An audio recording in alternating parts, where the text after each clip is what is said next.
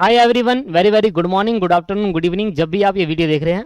दोस्तों, previous lecture के अंदर मैंने आपको मटेरियल कॉस्टिंग कराया था और मटेरियल कॉस्टिंग का एक बेसिक मीनिंग या बेसिक इंट्रोडक्शन या एक बेसिक बताया था कि किस तरीके से मटेरियल कॉस्टिंग क्या है, कैसा है, क्या रहता है इसमें कॉन्सेप्ट। फिर मैंने आपसे कहा था कि देखो, जब हम मटेरियल का बेसिक पढ़ लेंगे, एक इंट्रोडक्शन क्लास पढ़ लेंगे, तो उसके बाद हम पहले अपना प्रैक्टिकल कॉन्सेप्ट को पूरा करेंगे। उससे रिलेटेड जितने क्वेश्चन है, चाहे कहीं पर भी हमारी बुक में जितने क्वेश्चन उसको कंप्लीट करेंगे, सारे प्रैक्टिकल कॉन्सेप्ट खत्म करेंगे, 6 के 6 जितने कॉन्सेप्ट कवर करेंगे। और कवर करने के बाद जब ये सारा प्रैक्टिकल खत्म हो जाएगा, उसके बाद फिर ये बाकी की रिमेनिंग थ्योरी हम आपको एक नोट्स देंगे, उस नोट्स में कवर करते हुए चलेंगे। अब प्रैक्टिकल कॉन्सेप्ट की अगर बात करूं तो प्रैक्टिकल कॉन्सेप्ट में ऐसा नहीं है सिर्फ क्वेश्चन ही क्वेश्चन है, प्रैक्टिकल क्वेश्चन के अंदर भी थ्योरी होती है, जो प्रैक्टिकल कॉन्सेप्ट सीखते टाइम उन थ्योरी को पढ़ेंगे। जैसे कि इसे लिखा है ईओक्यू। ईओक्यू को बोलते हैं इकोनॉमिक ऑर्डर क्वांटिटी। अब इसका मतलब भी तो लिखाना पड़ेगा ना, तो इसका मतलब भी एक थ्योरी बन गया। Level of stocks, pricing of material issue, जिसके अंदर फीफो लीफो इन सभी का मतलब बताना होगा। तो ये दोस्तों, ये वाले चीज हम स्टार्ट कर रहे हैं आज की क्लास में प्रैक्टिकल। और प्रैक्टिकल स्टार्ट करने से सबसे पहले हमारा प्रैक्टिकल आता है मटेरियल में ईओक्यू, जो कि काफी इंपॉर्टेंट है और पेपर में आने के चांसेस बहुत रहते हैं और बड़ा ही सिंपल, सबसे सिंपल है पूरी बुक का। तो मेरे एक नया चैप्टर हेडिंग डालेंगे और नए पेज में हेडिंग डालेंगे इकोनॉमिक ऑर्डर क्वांटिटी, ईओक्यू, जिसको हम प्यार से ईओक्यू कहते हैं, इकोनॉमिक ऑर्डर क्वांटिटी। अब दोस्तों, इसको स्टार्ट करने से पहले मैं आपको एक बात बता देना चाहता हूं कि 1 साल पहले मैंने कॉस्ट अकाउंटिंग स्टार्ट करा था अपना कोर्स, जिसमें कुछ रीजन होने की वजह से, कुछ प्रॉब्लम होने की वजह से उसको मैंने वहीं रोक दिया। मैंने 5 वीडियो रिकॉर्ड करी थी ईओक्यू की मैंने 5 वीडियो में बताया था ईओक्यू, जो कि अभी भी यूट्यूब पर अपलोड है। उसका काफी अच्छा रिस्पॉन्स है, बच्चों को बहुत पसंद आया वो वीडियो, बहुत कमेंट आप देख सकते हो उस वीडियो पे। कॉस्ट अकाउंटिंग लिखेंगे बाय दीपक सर तो आपको नजर आएगा।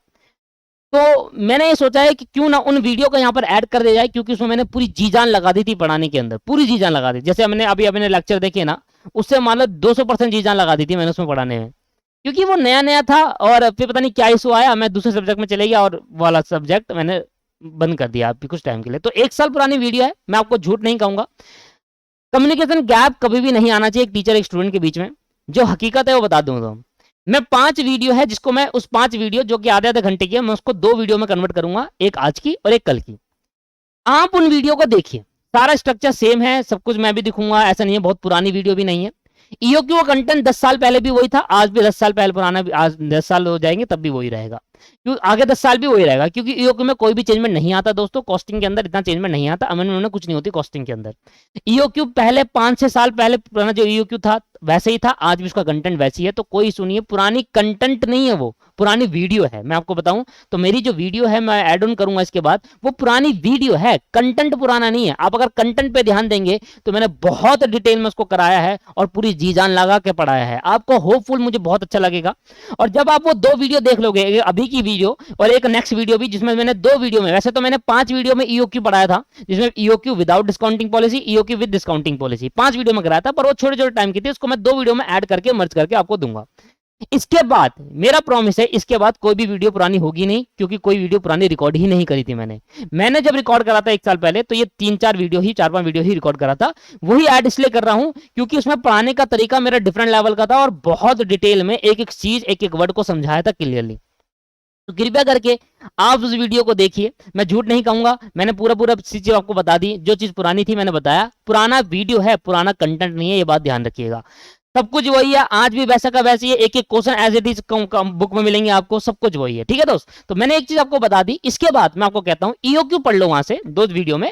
ईओक्यू के बाद आपको ये होगा, ईओक्यू बात खुद कहोगे सर मुझे बताना कि ईओक्यू जब पढ़ लोगे उसके बाद बताना क्या ये वीडियो को चेंज करना चाहिए आगे, क्योंकि मुझे पता है इन वीडियो के आगे कोई भी कंटेंट नहीं है। इसके बाद कोई मतलब इन द सेंस कि इस वीडियो में जो मैं कंटेंट पढ़ा रहा हूं, ये आगे कभी जिंदगी में चेंज नहीं होने वाला, ईओक्यू वैसा का वैसे ही रहने वाला है। तो 2 वीडियो पढ़ने के बाद अगर आपको ऐसा लगे कि यार सर समझ नहीं आया, मजा नहीं आया, तो मेरे को वीडियो चेंज करनी चाहिए, नई तरीके से वीडियो बनानी चाहिए, तो बताइएगा। अगर आपको लगता है नहीं सर ये वीडियो बेस्ट है, ये क्लास दो आपने जो रिकॉर्ड करी है ईओक्यू के, बेस्ट क्लास में चेंज मत करिए, ये भी बताइएगा कमेंट करके, ठीक है दोस्त। तो ये मैं आपको बता दिया, क्योंकि कम्युनिकेशन गैप नहीं रहना चाहिए, बिल्कुल बिल्कुल भी झूठ नहीं बोलूंगा कभी भी आपसे। मैंने कहा कि 2 वीडियो का वीडियो पुरानी है, कंटेंट वही है, एज इट इज सेम है। 2 वीडियो के बाद सारी वीडियो आपको फिर दोबारा नई नजर आएगी, ठीक है। तो 2 वीडियो में आप थोड़ा एडजस्ट करेंगे, ठीक है दोस्त। चलो तो स्टार्ट करते हैं। एडजस्ट नहीं करना कोई भी, देखो मैं बता रहा हूं आपको, आप देखिए एक बार वीडियो, मैं 100% कह रहा हूं आपको, एक एक चीज डिटेल में समझ में आएगी और लिखते रहना जो मैं लिखवाऊंगा उसमें। चलो स्टार्ट करते हैं ईओक्यू। मैंने आपको क्लियरली बता दिया, 2 क्लास के बाद 2 क्लास तक देखिए पुरानी वीडियो नया कंटेंट वही है, वीडियो पुरानी है। तो उसके बाद हम मिलते हैं फिर दोबारा नए कॉन्सेप्ट के साथ। आइए स्टार्ट करते हैं। ईओक्यू जिसका नाम है इकोनॉमिक ऑर्डर क्वांटिटी, ईओक्यू जिसको हम प्यार से नाम देते हैं economic order quantity. Economic order quantity concept को ध्यान समझिए। आज की क्लास के अंदर ईओक्यू अगले 3 क्लास चलेगा, 3 क्लास में जाकर ईओक्यू खत्म होगा और पूरे 7 के 7 टॉपिक में से सबसे इंपॉर्टेंट टॉपिक ईओक्यू है। 3 क्लास लगती है ईओक्यू को समझाने में और बाकी सारी क्लासों को, सारे टॉपिक को समझाने में सिर्फ 1 क्लास लगती है। अकेला ईओक्यू समझाने में 3 क्लास लगती है दोस्तों। तो अगले 3 क्लास ईओक्यू है। प्रॉपर नोट्स बनाए दोस्तों, हिंदी इंग्लिश दोनों में नोट्स मैं आपको प्रोवाइड कराऊंगा। यही नोट्स आपके बेनिफिट होगा, बहुत ज्यादा बेनिफिट देगा आपको। अगर आपने पहली बार हमारे चैनल में आए हो तो जरूर सब्सक्राइब करें, लाइक करें वीडियो को, कमेंट करें, कोई भी अपनी प्रॉब्लम पूछ सकते हैं। जो पहले से चैनल में है आप कमेंट करके अपनी प्रॉब्लम को पूछ सकते हैं। ठीक है दोस्तों, स्टार्ट करते हैं ईओक्यू। चलो दोस्तों, अगले 15 मिनट दोस्तों आप कुछ नहीं उतारेंगे, सिर्फ ध्यान से सुनते हुए चलेंगे। जो मैं लिख रहा हूं उसको ध्यान से देखेंगे और सुनेंगे मेरी बात को ढंग से। ठीक है, अब आपको अगले 15 मिनट में इतना मजा आने वाला है, कॉन्सेप्ट, असली कॉन्सेप्ट क्या होता है वो आपको समझ में आएगा। ध्यान सुनिए। देखो दोस्तों, मटेरियल खरीदने में 3 टाइप की कॉस्ट लगती है। मटेरियल खरीदने में 3 टाइप की कॉस्ट लगती है जो हमारे जेब से खर्च होती है। मैं प्योर हिंदी, मटेरियल खरीदने में 3 टाइप की कॉस्ट लगती है। एक, ध्यान से सुनना, मटेरियल खरीदने में 3 टाइप की कॉस्ट लगती है और ये तीनों कीज है, कीज इस कॉन्सेप्ट के। मटेरियल खरीदने में कितने टाइप की कॉस्ट लगती है दोस्तों? 3 टाइप की कॉस्ट लगती है। बताओ कौन कौन सी? मैं आपको बताता हूं। सबसे पहले लगती है परचेज कॉस्ट। कौन सी लगती है? Purchase cost. मान लो ये जो मटेरियल डिनोट कर रहा है वो किसको डिनोट कर रहा है दोस्तों? Raw material. ये डिनोट कौन सा मटेरियल है? Raw material. मान लो मुझे बनाने हैं सोफे, मुझे बनाने हैं सोफे और सोफे बनाने के लिए चाहिए मुझे लकड़ियां। अब लकड़ी खरीदने जाऊंगा तो सबसे पहले लकड़ी खरीदने की कॉस्ट चाहिए नहीं चाहिए?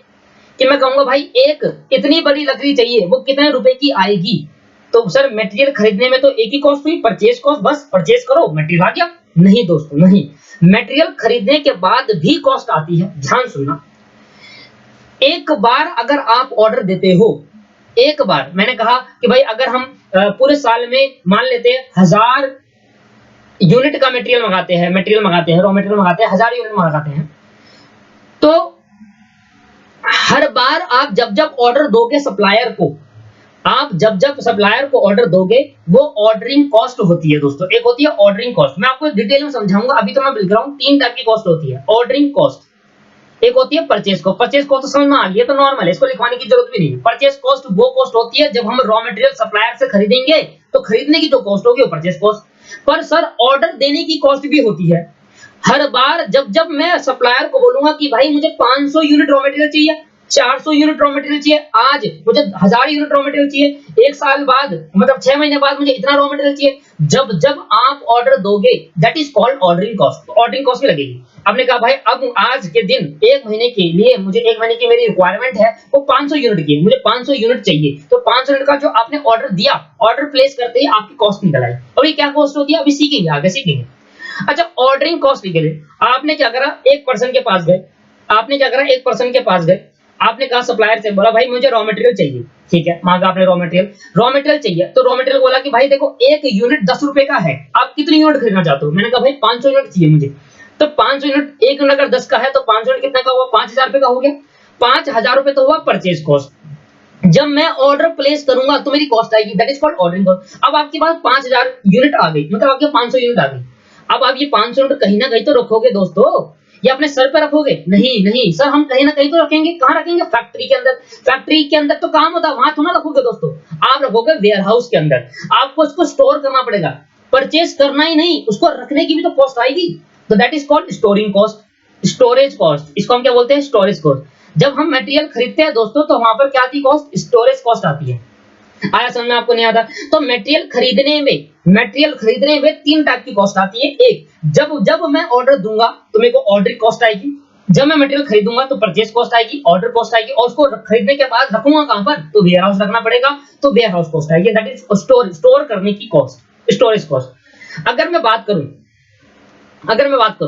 अब तक ना आप ना डिसीजन मेकिंग करने जा रहे हो, आप ना कंपनी को एक बहुत आप हो कॉस्ट अकाउंटेंट, आप कंपनी के अंदर बहुत ज्यादा क्या करने जा रहे हो, आप मैनेजमेंट अकाउंटेंट हो, आप कॉस्ट अकाउंटेंट हो, आप चार्टर्ड अकाउंटेंट हो, तो आप क्या करने जा रहे हो, आप क्या हो कंपनी को मैनेज कर रहे हो, आप डिसीजन दोगे कंपनी को, ठीक है। ध्यान सुनना आपने क्या बोला, अब मेरी बात को ध्यान सुनना, मैं ये सारी चीजें लिखवा दूंगा बहुत आराम से और सबका एग्जांपल दे दूंगा, आप ये भी समझो। जब मैं ऑर्डर प्लेस करूंगा, मतलब मैंने कहा सप्लायर से, सप्लायर भाई मुझे आज 500 यूनिट चाहिए मेरे भाई, 500 यूनिट चाहिए, तो कह रहा जैसे ही 500 यूनिट का ऑर्डर प्लेस करा तो मेरी ऑर्डरिंग कॉस्ट आ गई दोस्तों, यहाँ पर मुझे कॉस्ट बियर करनी पड़ेगी। अच्छा मैं एग्जांपल दे देता हूँ दोस्तों, एग्जांपल दे देता हूँ, जैसे कि ऑर्डरिंग कॉस्ट होता है जब हम ऑर्डर देते हैं, तो ऑर्डर देने पे हमारा जो क्या कहते हैं, ऑर्डर देने के बाद जिस सामान में आएगा, जैसे मटेरियल का ऑर्डर दिया 500, कहाँ रख के लाओगे, ट्रांसपोर्टेशन कॉस्ट आएगी, ट्रांसपोर्टेशन कॉस्ट को ऑर्डरिंग कॉस्ट बोलेंगे। अच्छा हमने कहा भाई मुझे ना 500 पेयर ऑफ शूज चाहिए, जूते चाहिए, तो 500 जूते चाहिए, तो आप क्या करोगे, आप एक पर्सन को भेजोगे और उस पर्सन से कहोगे मेरे भाई जाके उस जगह पर जा 500 यूनिट शूज उसको इंस्पेक्ट कर, चेक कर, उसको देख कि सारे शूज सही तो है, गलत नहीं है, और जो पर्सन गया तो उसको पैसे दोगे मेरे भाई, that is called ordering cost. तो मैंने कहा ऑर्डरिंग कॉस्ट क्या है दोस्तों, मैं आपको सीख भी देता हूं।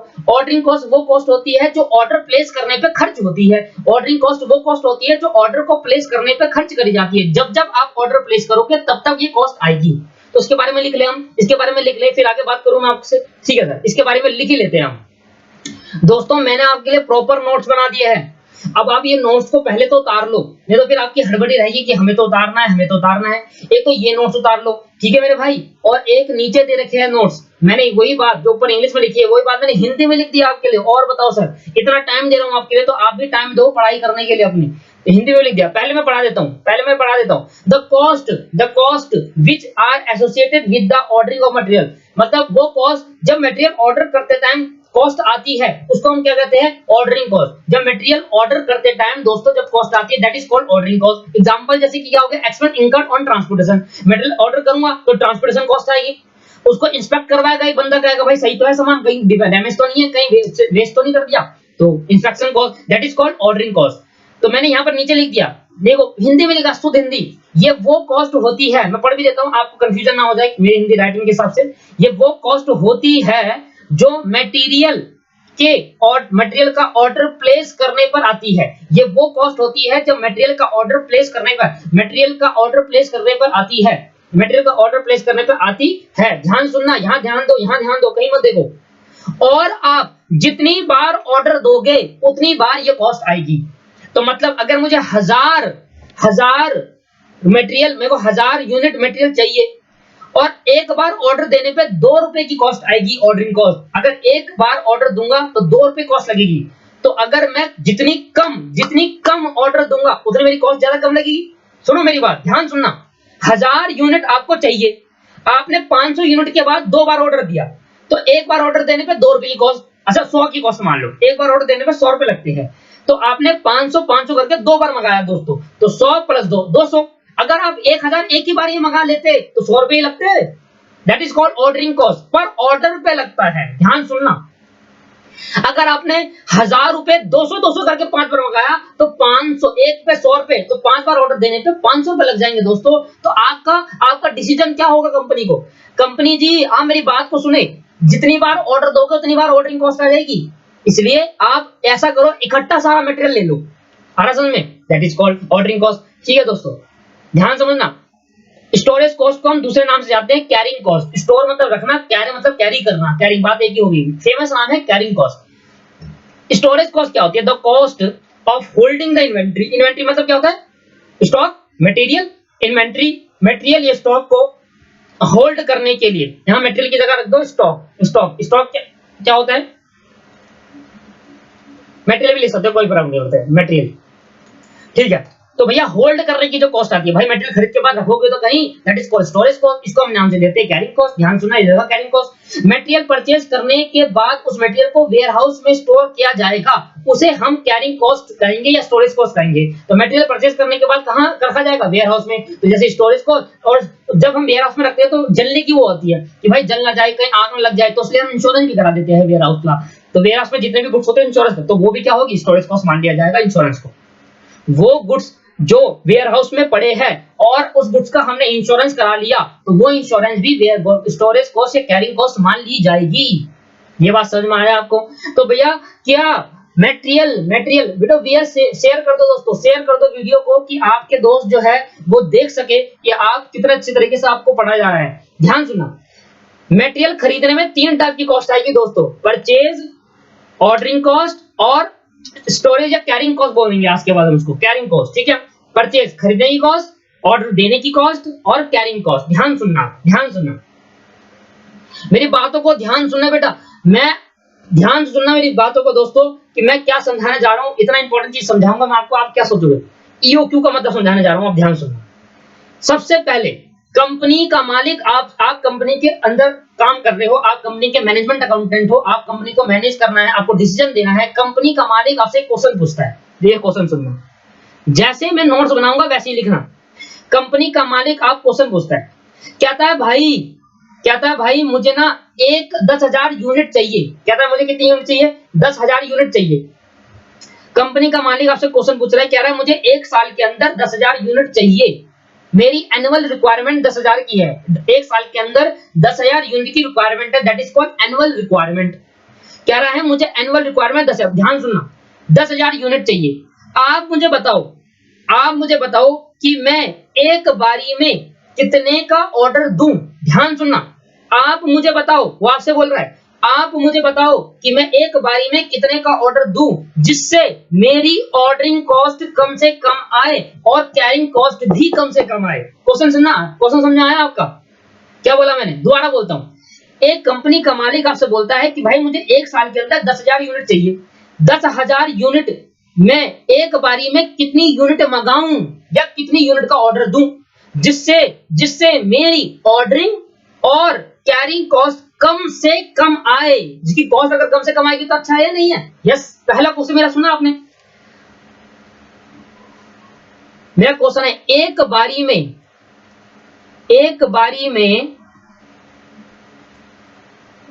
कितने का ऑर्डर दूं जिससे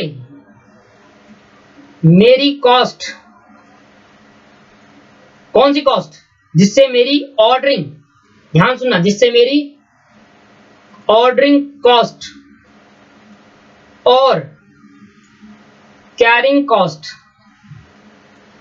कॉस्ट, जिससे मेरी ऑर्डरिंग कॉस्ट और कैरिंग कॉस्ट कम से कम आए। कम से कम मतलब सबसे कम आ जाए, मतलब बिल्कुल सबसे कम से कम आए। समझ में आ रहा है ना? हिंदी में जो लिखा समझ में आ रहा है मेरे भाइयों? इसका आंसर मैं अभी आपको थोड़ी देर बाद आप मुझे देना, इसका आंसर मैं दूंगा आपको थोड़ी देर बाद। अभी नहीं दे पाएंगे हम तो। मैंने आपसे एक क्वेश्चन पूछ लिया भाई, मान लो एक कंपनी का मालिक आपसे बोल रहा है कि भाई मुझे 10,000 यूनिट का एनुअल रिक्वायरमेंट होता है, 1 साल के अंदर मुझे 10,000 यूनिट चाहिए होती है। आप कॉस्ट अकाउंटेंट हो, आप मैनेजमेंट अकाउंटेंट हो, आप मुझे बता दो भाई एक बारी में कितने का ऑर्डर दूं जिससे मेरी ऑर्डर वाली कॉस्ट और रखने वाली कॉस्ट, कैरिंग कॉस्ट कम से कम आए। उसने कहा बिल्कुल ठीक है सर, हम बता देंगे आपको। आप मुझे बताओ आपकी एनुअल रिक्वायरमेंट कितने की? मैंने कहा, आपने पूछा अपने बॉस से, अपने मालिक से, आपने बताया भाई आपकी एनुअल रिक्वायरमेंट कितनी है। एनुअल रिक्वायरमेंट मतलब आप कितना चाहिए आपको 1 साल के अंदर रिक्वायरमेंट। उसने बताया सर मेरी एनुअल रिक्वायरमेंट जो है, मेरी एनुअल रिक्वायरमेंट है 10,000 यूनिट। मुझे 10,000 यूनिट चाहिए 1 साल के अंदर। एनुअल मतलब 1 साल, 1 साल के अंदर 10,000 यूनिट चाहिए। ठीक है सर। उसने बोला कि सर आप मुझे बताओ कि आप तो बस पूछोगे, आप ना क्या करोगे, आप कंपनी के अंदर जाकर आप चीजों को लोगे और लोग अपनी कॉस्टिंग लगाओगे और हम सर दे दोगे। आप कंपनी के मालिक से पूछोगे सर मुझे बताओ आप जब एक बार अपने सप्लायर को ऑर्डर देते हो वो उससे कितनी कॉस्ट आ जाती है। ऑर्डर प्लेस करने की cost, order place cost per order, ordering cost per order ध्यान सुनना, कॉस्टिंग बड़ा काम है। इसका मतलब होता है पर, इसका मतलब क्या होता है पर। एक बार ऑर्डर देने पर कितने रुपए की ऑर्डरिंग कॉस्ट आएगी? उसने कहा सर हमारी 50 रुपए की ऑर्डरिंग कॉस्ट आएगी, 50 यूनिट 50 रुपए। मतलब अगर मैं एक बार ऑर्डर देता हूं तो मेरी कॉस्ट 50 रुपए की आएगी। अरे आपने कहा अरे सर बहुत ही सिंपल है। तो ऐसा करो सारी यूनिट आप इकट्ठा मंगा लो, क्योंकि अगर आप 10,000 यूनिट मंगाना चाहते हो और आप, ध्यान सुनना, और आप 5,000 करके मंगाओगे तो एक बार ऑर्डर देने पे तो 550 की कॉस्ट, तो दो बार ऑर्डर देने पे कितनी कॉस्ट? 100 रुपए की। तो अगर मैं, ध्यान सुनना, अगर मैं इसको 10,000 को 5 बार ऑर्डर देके मंगाता हूं तो 5 बार ऑर्डर देने का मतलब क्या हुआ? कितनी कितनी मार रहे हो एक यूनिट पर? एक बार पे ऑर्डर देने पे 2,000 यूनिट मंगा रहे हो तो आपको कितने ऑर्डर देने पड़ेंगे? 5 ऑर्डर देने पड़ेंगे। तो 5 ऑर्डर दोगे तो कितनी कॉस्ट आएगी? एक ऑर्डर पे 50 रुपए की, तो 5 ऑर्डर पे कितनी कॉस्ट आएगी? 250 रुपए की। तो आपने कहा सर ऐसा करो, 2 ऑर्डर पे 2 बार ऑर्डर दो, 5,000 का, तो कितनी कॉस्ट आएगी? 2 मल्टीप्लाई 50, एक बार ऑर्डर देने पे 50 रुपए लगेंगे, 2 बार ऑर्डर देने पे कितने लगेंगे? 2 बार ऑर्डर देने पे आपके पास, अच्छा यूनिट नहीं है दोस्तों, पहले बात तो यूनिट काटो, यूनिट नहीं है, 100 रुपए लगेंगे। आपने पता क्या बोला कंपनी? कह रहा है भैया बड़ा सिंपल, हम कॉस्टिंग पढ़ के आए दीपक सर से, बहुत ही सिंपल है भाई ये। हमने कहा सर आप ऐसा करो, एक बार ऑर्डर दो और उस ऑर्डर दोगे तो ऑर्डरिंग कॉस्ट सबसे कम होगी। मैं आपको समझाना चाहता हूँ, जैसे आपने एक से ज्यादा, मतलब पूरी 10,000 यूनिट एक बार ही मंगा लो तो एक ही बार ऑर्डर देना पड़ेगा, तो एक बार ऑर्डर देंगे तो 50 रुपए की कॉस्ट आएगी। सर कह रहे अरे यार ये तो बहुत सिंपल है। तो मैंने कहा दोस्तों इतना मत समझो, बस यही गलती कर गए आप। एक बार ऑर्डर दोगे तो 10,000 यूनिट मंगानी पड़ेगी आपको पूरी पूरी। अगर आप 2 बार ऑर्डर दोगे, ध्यान सुनना, अगर आप 2 बार ऑर्डर दोगे तो आप 5,000 यूनिट कर पाओगे। अगर आप 5 बार ऑर्डर दोगे तो आप 2 करके 1,000 यूनिट मंगाओगे। तो जितनी बार ऑर्डर बढ़ेगा उतनी कॉस्ट बढ़ जाएगी। सही बात है, आपका बिल्कुल कहना ठीक है, बिल्कुल कहना ठीक है आपका। मैंने कहा सर तो आपका, आपने एक डिसीजन दिया, आपने कहा सर, आपने कहा सारी यूनिट एक बार में मंगा लो, एक बार में मंगा लो, आपने ये बोला। और होना भी यही चाहिए दोस्तों, होना भी यही चाहिए। क्यों? क्योंकि जो मैंने कंसेप्ट बताया उसको तो ये सही चीज है, मंगा लो। आपने डिसीजन दिया, मैंने कहा सर ना ना ना, मजा नहीं आया आपके डिसीजन से, आपने सिर्फ गलती कर दी बहुत बड़ी। मैंने कहा ये डिसीजन गलत है सर, गलत है ये डिसीजन, मजा नहीं आया डिसीजन। सर ऐसे तो ना होता सर, बहुत ही सर दिख रहा है, आप अंधे हो गए को सर, आप अंधे हो गए क्या? दिख रहा है सामने आपके पास कि भाई अगर आप 5 ऑर्डर दोगे तो 250 रुपए लग जाएंगे, 2 ऑर्डर दोगे तो 50 रुपए, और आप 1 ऑर्डर दोगे तो 50 रुपए लगेंगे, 2 ऑर्डर पे 100 रुपए हो जाएंगे, तो सबसे कम तो 50 ही हुआ ना, यहाँ सबसे कम है। सर नहीं, आप मेरी बात ध्यान सुन लो, आपने सिर्फ एक एक्सपर्ट देखा है, मैंने आपको कैरिंग कॉस्ट तो बताई नहीं। मैं कह रहा हूं भाई ध्यान सुनना, मैं आपको कह रहा हूं कि जब आप, मैं आपको क्या कह रहा हूं, ध्यान सुनना, कैरिंग कॉस्ट, कैरी करने की कॉस्ट, कैरिंग कॉस्ट क्या मतलब होता है दोस्तों? कैरिंग कॉस्ट का मतलब क्या हुआ? रखने की कॉस्ट। 1 यूनिट रखूंगा तो 0.16 की कॉस्ट आएगी, 1 यूनिट रखूंगा तो 0.16 की कॉस्ट आएगी दोस्तों। अब मेरी बात समझना, अब आपका एक आंसर गलत क्यों, आप खुद कहोगे। मैंने कहा कि भाई ध्यान सुनना, मेरे पास एक गोडाउन है, इसके अंदर सिर्फ 4,000 यूनिट आ सकती है, इसकी कैपेसिटी सिर्फ 4,000 यूनिट की है। अगर आप, अच्छा मैं कहता हूं इसकी कैपेसिटी आपकी सिर्फ 5,000 यूनिट की है, इसकी कैपेसिटी कितनी यूनिट की है? 5,000 यूनिट की है।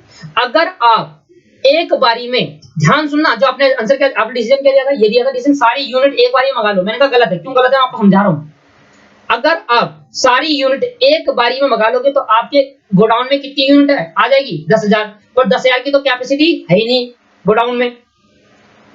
गोडाउन में एक बारी में कितनी यूनिट सकता हूं? 5,000। तो मुझे अब एक गोडाउन की कॉस्ट जो आ रही है, मेरे को खर्च करने पड़ रहे हैं 1 लाख रुपए, गोडाउन की कॉस्ट 1 लाख रुपए खर्च करने पड़ रही है, और मैं अगर 10,000 यूनिट मंगा लेता हूं एक बारी में, तो सर मुझे एक और गोडाउन नहीं लेना पड़ेगा ये वाला, और उस पे 1 लाख रुपए और खर्च होगा।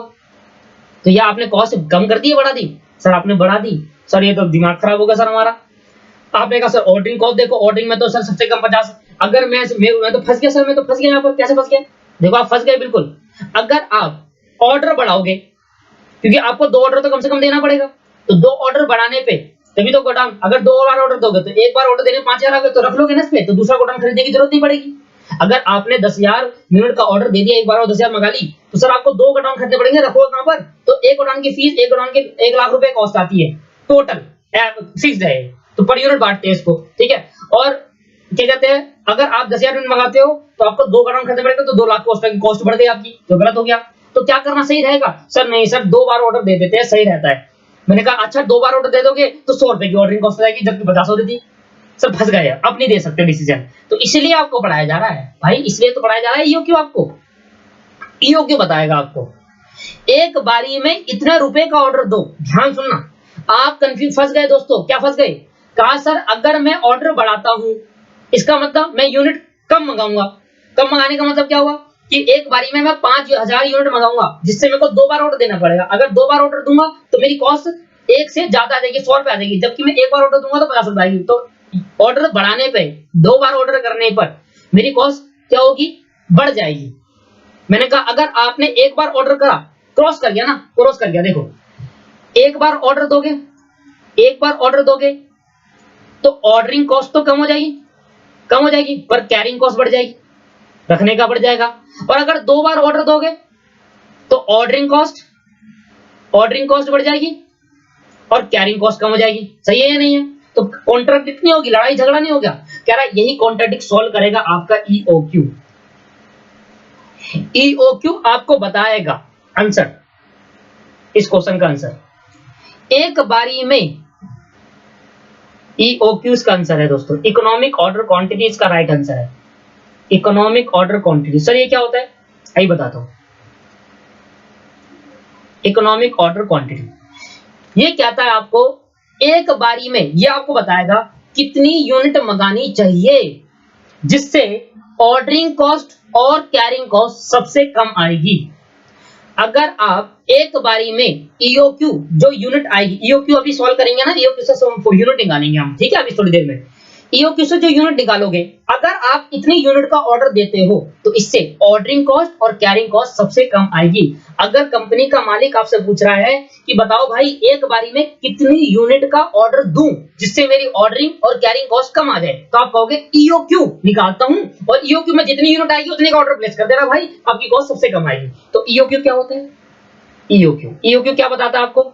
ईओक्यू कहता है एक बारी में इतना ऑर्डर दो जिससे मेरी कैरिंग और ऑर्डरिंग कॉस्ट कम से कम आएगी। Yes, EOQ. अब सर ईओक्यू से यूनिट कैसे निकाले वो मैं सिखाऊंगा आपको। ईओक्यू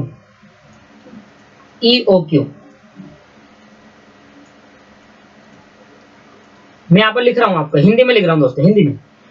एक बार में EOQ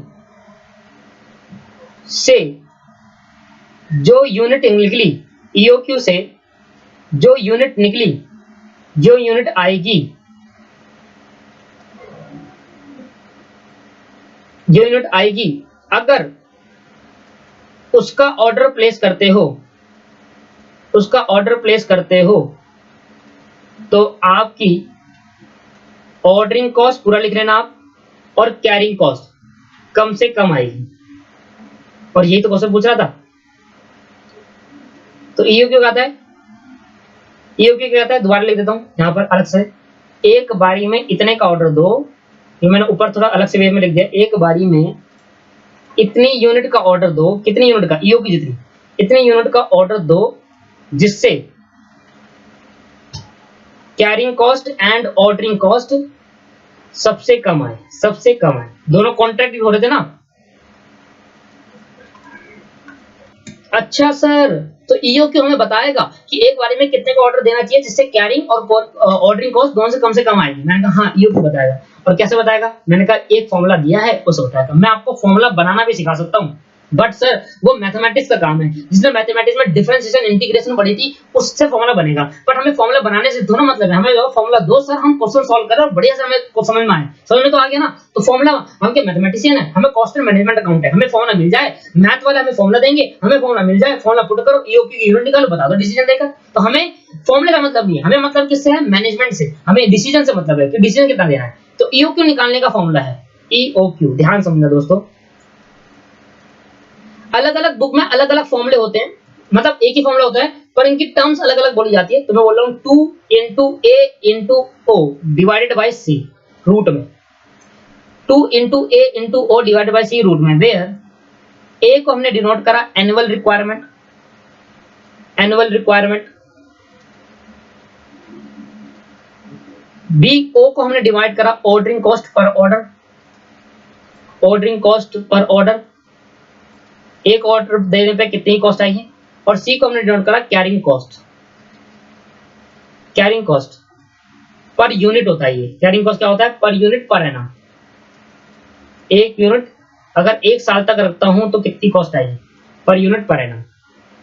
sir 2AO divide by C. अब यहाँ पर कभी कभी कोई लोग कहता है 2AS divide by 3AO divide by S, क्योंकि कैरिंग कॉस्ट ऐसे लोग हैं। तो अलग अलग जगह पर अलग अलग ट्रीट करा गया है, कोई दिक्कत नहीं। आप ये करो, आपका इंस्टीट्यूट ये कहता है कि 2AO divide by C. 2AO मतलब क्या होता है? 2AO डिवाइड बाय सी का मतलब क्या है? ए मतलब एनुअल रिक्वायरमेंट, ओ मतलब ऑर्डरिंग कॉस्ट पर ऑर्डर, सी मतलब carrying cost per unit per annum. एक यूनिट को अगर 1 साल तक रखूंगा तो मेरी कॉस्ट कितनी आएगी, यही मतलब हुआ इसका। ठीक है, तो ये आपके पास फॉर्मूला है। तो most important formula, most important. अगर आप मैथमेटिक्स जानते हैं तो मैं आपको इसका फॉर्मूला बता सकता हूं, बट हमें इसको मतलब नहीं है आया कैसे इस फॉर्मूले से। हमें मतलब है कि सर ईओ की मिलकर हमें डिसीजन देना है मेन बात। अब मैं आपको एग्जांपल सर, अब हमारा प्रैक्टिकल चालू हो गया दोस्तों, प्रैक्टिकल चालू हो गया। अब एक क्वेश्चन आपको बुक का भी करा दूंगा मैं एग्जांपल। आपकी बुक का जो इलस्ट्रेशन नंबर 1 है मैं उस पर बात कर रहा हूं, पर उसको अभी ढंग से कर नहीं पाएंगे, इसलिए मैं आपको छोटा सा अपना एग्जांपल दे रहा हूं। मैंने कहा एनुअल रिक्वायरमेंट मेरे को गिवन है, एनुअल रिक्वायरमेंट मेरे को गिवन है 10,000, ऊपर वाली ले ली मैंने 10,000। मेरे पे आपके पास ordering cost, ordering cost per order मुझे गिवन है सर 50 रुपीज। कैरिंग कॉस्ट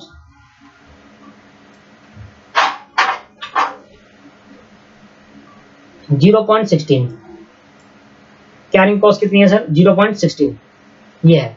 तो बताओ कितने यूनिट, ईओक्यू निकालो, फाइंड ईओक्यू। ईओक्यू क्या बताता है आपको? एक बारी में इतने यूनिट का ऑर्डर दो जिससे आपकी कैरिंग और ऑर्डरिंग कॉस्ट कम से कम आए। बिल्कुल सही, बता दो। ईओक्यू का फॉर्मूला क्या होता है? EOQ is equal to 2 into A into O divided by C और रूट में। कैलकुलेटर आपके हाथ में है, सॉल्व आपको करना आता है।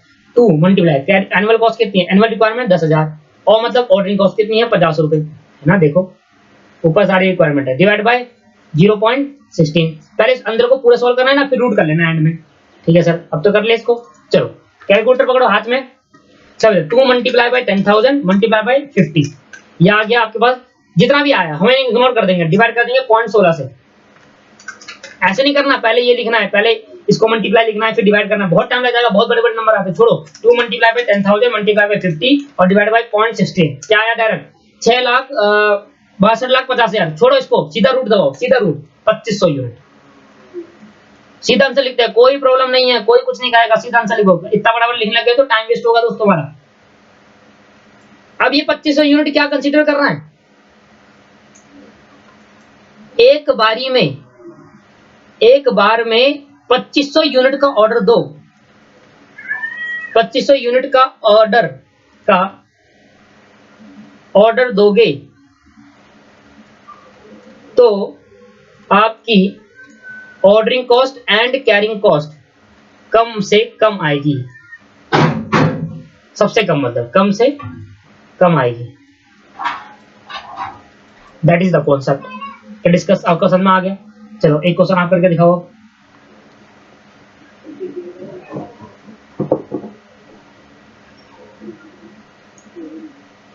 ये आपकी बुक का इलस्ट्रेशन नंबर 1 था, ठीक है, आप चेक भी कर सकते हो। और दूसरा इलस्ट्रेशन अभी वो पूरा नहीं हुआ, मैंने आपको बिल्कुल निचोड़ कर दे दिया सबके सबके। अभी हमें बहुत कुछ सीखना है ना, मैंने कहा 3 क्लास में खत्म होगा, 3 क्लास तक वेट करो। एग्जांपल सुनो दूसरा, एनुअल रिक्वायरमेंट। अब मैं ए लिख रहा हूं, अब मैं ओ लिख रहा हूं, अब मैं सी लिख रहा हूं। एनुअल रिक्वायरमेंट और क्या नाम फाइंड करो। एनुअल रिक्वायरमेंट फाइंड करो। तो एनुअल रिक्वायरमेंट कितनी है दोस्तों? मैंने कहा भाई 20,000 यूनिट है, एक साल में मुझे 20,000 यूनिट चाहिए। अच्छा, ऑर्डरिंग कॉस्ट मेरी कितनी? मैंने कहा 100 रुपए लगते हैं एक बार ऑर्डर देने पे। और कैरिंग कॉस्ट मैंने कहा 0.50 है कैरिंग कॉस्ट। तो सर आप जल्दी से ईओक्यू निकाल के दिखाएं मुझे, फिर आपको मैं अभी एक मिनट सुनना दोस्तों, सुनो पहले। आपको मैं अगली क्लास में प्रूव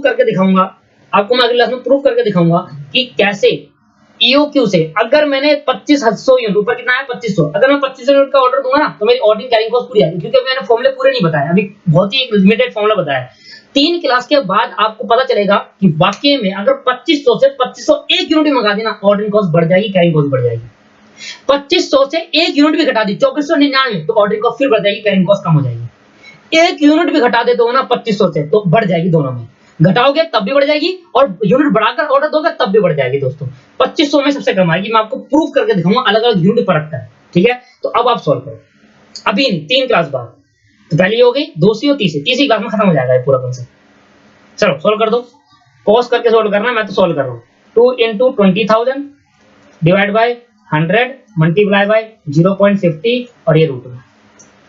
सर हमारे पास क्या आया, 20,000 multiply by 2 multiply by 100 divide by 0.50 और रूट में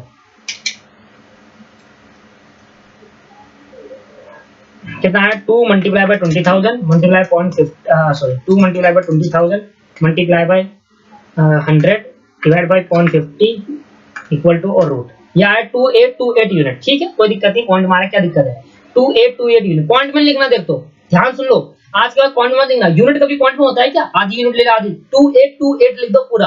अगर 0.5 आ रहा है, 0.5 से कम आ रहा है तो 2828, अगर 5 से ज्यादा है तो 2829 कर दो, बस इतनी यूनिट का ऑर्डर दो आपका कम से कम। एक और क्वेश्चन लिख रहा हूं, एनुअल रिक्वायरमेंट 10,000, ऑर्डरिंग कॉस्ट 100 रुपए और कैरिंग कॉस्ट 0.50 करके दिखाऊं। और क्वेश्चन करना, एनुअल रिक्वायरमेंट आपके पास 50,000, ऑर्डरिंग कॉस्ट आपके पास 20 रुपए और कैरिंग कॉस्ट आपके पास 0.10। और क्वेश्चन 40,000, एनुअल रिक्वायरमेंट आपके पास 10, ये आपके पास 0.02 सॉल्व कर दे। ये 3 क्वेश्चन सॉल्व करके देंगे आप होमवर्क में क्लास में, आंसर नहीं बताऊंगा मैं, ठीक है। आंसर आप तीनों के आंसर आप नीचे डालो, कैसे डालोगे मेरी बात सुनो, कमेंट में कैसे डालना है आंसर। एग्जांपल नंबर ये कुछ नहीं है, ये बोलोगे 1 का क्वेश्चन नंबर 1 का आंसर ये है, ये क्वेश्चन नंबर 2 का आंसर ये है और क्वेश्चन नंबर 3 का आंसर ये है। जो पूरी वीडियो देखेगा उसको समझ में आएगा, बाकी इसको समझ में नहीं आएगा। भाई कुछ बच्चे एडवांस होते हैं, आगे करते हैं, देखने में बोलते हैं, उनको लॉस होता है बहुत ज्यादा, ठीक है। तो क्वेश्चन नंबर 1 का आप लिखोगे, क्वेश्चन नंबर 1 का ईओक्यू ऐसे लिखो, ईओक्यू, क्वेश्चन नंबर 1 ईओक्यू का आंसर ये है, क्वेश्चन नंबर 2 के ईओक्यू का आंसर ये है और क्वेश्चन नंबर 3 के ईओक्यू का आंसर ये। देखते हैं कितने स्टूडेंट बताते हैं सही आंसर, ठीक है दोस्तों। और मैं अगली क्लास में आती पहले ये कराऊंगा, फिर अगला क्वेश्चन कंप्लीट करना है। आज की क्लास में इतना ही। मजा आ गया दोस्तों क्या नहीं आया? आ गया सर, मजा आ गया, थैंक यू। लाइक करना मत भूलना। तो मैंने कहा एग्जाम्पल क्या, मैं आपको क्वेश्चन नंबर 1 कराता हूं आपके स्टडी मटेरियल का, स्टडी मटेरियल का क्वेश्चन नंबर 1 स्टार्ट करेंगे हम। सामने देखो, आप खोल लेना, आपके पेज नंबर देख लेना, पेज नंबर 38 है, स्टडी मटेरियल डाउनलोड कर लेना, ठीक है। क्वेश्चन नंबर क्या है, calculate economic order quantity for the following information, also state the number of order to be placed in a. दो चीजें निकालनी है, एक निकालनी है ईओक्यू और एक आना नंबर ऑफ ऑर्डर। वो बात की बात है, अभी मैंने सिखाया नहीं है तो बात की बात करेंगे। कह रहा है consumption of material per annum, consumption मतलब एनुअल रिक्वायरमेंट। ये आपसे क्या बात कर रहा है, A for annual requirement 10,000 KG चाहिए। कह रहा है order placing cost per order, एक बार ऑर्डर प्लेस करने पे 50 रुपए की कॉस्ट आती है, that is called ordering cost. और आपके पास cost per KG of raw material, एक ध्यान से सुनना, cost per KG of raw material, ये बात ध्यान सुनना, cost per KG of raw material 2 रुपए। इसका मतलब क्या हुआ, इसका मतलब हुआ कि अगर मैं 1 किलो रॉ मटेरियल खरीदता हूं तो वो 2 रुपए का आता है, that is called purchase cost. ये आपको गिवन है purchase cost. 1 kilo raw material खरीदने पर 2 रुपए लगेंगे, 1 किलो रॉ मटेरियल खरीदने पर 2 रुपए लगेंगे। क्या है स्टोरेज कॉस्ट, कैरिंग कॉस्ट कैसे निकालनी है, 8% of the average inventory, 8% of the average inventory, ये होता है 8% ऑफ एवरेज इन्वेंटरी का मतलब होता है परचेज कॉस्ट पर ऑर्डर। ध्यान समझना, मैंने कहा मेरे को एनुअल रिक्वायरमेंट गिवन है, गिवन ए मुझे गिवन है 10,000 केजी, ए मुझे गिवन है 10,000 KG. Ordering cost per order मुझे गिवन है 50 रुपए और मुझे कैरिंग कॉस्ट गिवन नहीं है दोस्तों, कैरिंग कॉस्ट परसेंटेज में है, उसको मैं समझा रहा हूं, एक छोटा सा टॉपिक है ये भी। आपको परचेज कॉस्ट गिवन है, क्या गिवन है, परचेज कॉस्ट। परचेज कॉस्ट क्या होती है कि अगर मैं 10,000 केजी रॉ मटेरियल खरीदना है, 1 केजी रॉ मटेरियल खरीदूंगा तो कितने रुपए का आएगा, 2 रुपए पर केजी। अब दोस्तों कैरिंग कॉस्ट क्या कह रहा है, कह रहा है 8% of average inventory. Storage cost है कैरिंग कॉस्ट, कह रहा है कैरिंग कॉस्ट के बारे में कह रहा है कि 8% निकालना है एवरेज इन्वेंटरी पर। एवरेज इन्वेंट्री पर। हमें कह रहा है एवरेज इन्वेंट्री का मतलब हुआ यहाँ पर परचेज कॉस्ट पर ऑर्डर। तो आप कह रहा है कि कैरिंग कॉस्ट कैसे निकालना है यहाँ पर, कैरिंग कॉस्ट, ध्यान सुनना, मैंने कहा 1 केजी रॉ मटेरियल खरीदने पे 2 रुपए लगते हैं, 1 केजी रॉ मटेरियल खरीदने पे 2 रुपए लगते हैं, और उसका 8% जितना आपको खरीदने पे लगता है, 1 केजी रॉ मटेरियल खरीदने पे 2 रुपए लगते हैं, अगर मैं उसका 8% निकालूं तो इसका मतलब हुआ 0.16। इसका मतलब क्या हुआ दोस्तों, 0.16। ये 0.16 क्या शो कर रहा है, आप 1 किलो मटेरियल अगर 2 रुपए में खरीदोगे, ध्यान सुनना, लॉजिक समझ लेना दोस्तों, फिर नहीं आएगा समझ में, रटना तो बहुत सिंपल है। रटने के लिए तो मैं फॉर्मूला भी लिख सकता हूं कि परचेज प्राइस में से आप मल्टीप्लाई कर देना, परचेज प्राइस में से आप मल्टीप्लाई कर देना परसेंटेज ऑफ कैरिंग कॉस्ट, ये बन गया फॉर्मूला। पर ये फॉर्मूला क्यों है, क्या इंटरप्रेट कर रहा है, परचेज प्राइस में आप मल्टीप्लाई कर देना परसेंटेज ऑफ कैरिंग कॉस्ट या स्टोरेज कॉस्ट, तो आपका बस कैरिंग कॉस्ट आ जाएगी, ये आपके पास कैरिंग कॉस्ट आ गई सी। सर ये इंटरप्रेट क्या कर रहा है वो समझे, वो इंपॉर्टेंट है। इंपॉर्टेंट ये नहीं है कि फॉर्मूला क्या है, इंपॉर्टेंट ये है कि ये बताना क्या चाहता है। वो कहता है कि अगर आप 10,000 केजी रॉ मटेरियल खरीद रहे हो, 1 केजी रॉ मटेरियल खरीदने में 2 रुपए लगते हैं, 1 केजी रॉ मटेरियल खरीदने पे 2 रुपए लग जाते हैं, तो बताओ 10,000 केजी रॉ मटेरियल खरीदने पे कितने लग जाएंगे, 20,000 रुपए। अब भाई 1 केजी रॉ मटेरियल 2 रुपए का आता है, तो 10,000 कितने का आया, 20,000 रुपए का। यह क्लियर है, कह रहा है आपको अगर 1 केजी रॉ मटेरियल खरीदने पे 2 रुपए लगते हैं, तो उसका उस 2 रुपए का 8% लगेगा कैरिंग कॉस्ट, ये समझाने की कोशिश कर रहा है। मतलब हर 1 केजी को, ध्यान सुनना क्या कह रहा हूं, हर 1 केजी रॉ मटेरियल को अगर मैं स्टोर करता हूं, तो मेरे को उस 1 केजी रॉ मटेरियल पे जो 2 रुपए लगते थे, उसका 8% स्टोरेज कॉस्ट लगेगी। समझ में आया, दोबारा समझाता हूं। 1 केजी, मुझे 10,000 केजी खरीदूंगा, अगर एक बारी में 10,000 केजी खरीदूंगा, ध्यान सुनना, तो मेरे को स्टोरेज कॉस्ट लगेगी नहीं लगेगी, स्टोर करना पड़ेगा। अगर मैं 1 केजी रॉ मटेरियल खरीदकर स्टोर में रखता हूं, तो मुझे इसकी परचेज कॉस्ट का 8% कैरिंग कॉस्ट आएगा, ऐसे कहने की कोशिश कर रहा है। मतलब परचेज प्राइस जितना भी होगा रॉ मटेरियल का, उसका 8% कैरिंग कॉस्ट आती है। एक तो परचेज कॉस्ट कितनी आई, 2 रुपए, और उसको हर एक यूनिट को स्टोर करने के लिए 2 रुपए का 8% मतलब 0.16 रुपए की कॉस्ट आएगी एक यूनिट को स्टोर करने की। ये समझ में आ गया, that is called carrying cost. और ये कैरिंग कॉस्ट का आपके पास एक नया फॉर्मूला यहां पर बन गया। समझ में आ गया ये क्यों बना फॉर्मूला, कि भाई हर एक यूनिट को परचेज करते टाइम जो परचेज कॉस्ट आएगी, उसका 8% कैरिंग कॉस्ट आ जाएगी एक यूनिट को रखने में। तो मतलब इसका मतलब हुआ हर एक यूनिट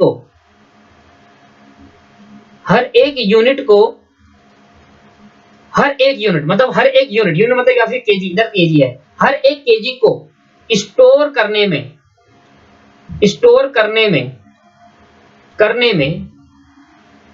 0.16 की कॉस्ट आती है। एक यूनिट को स्टोर करने में 0.16 की कॉस्ट आएगी।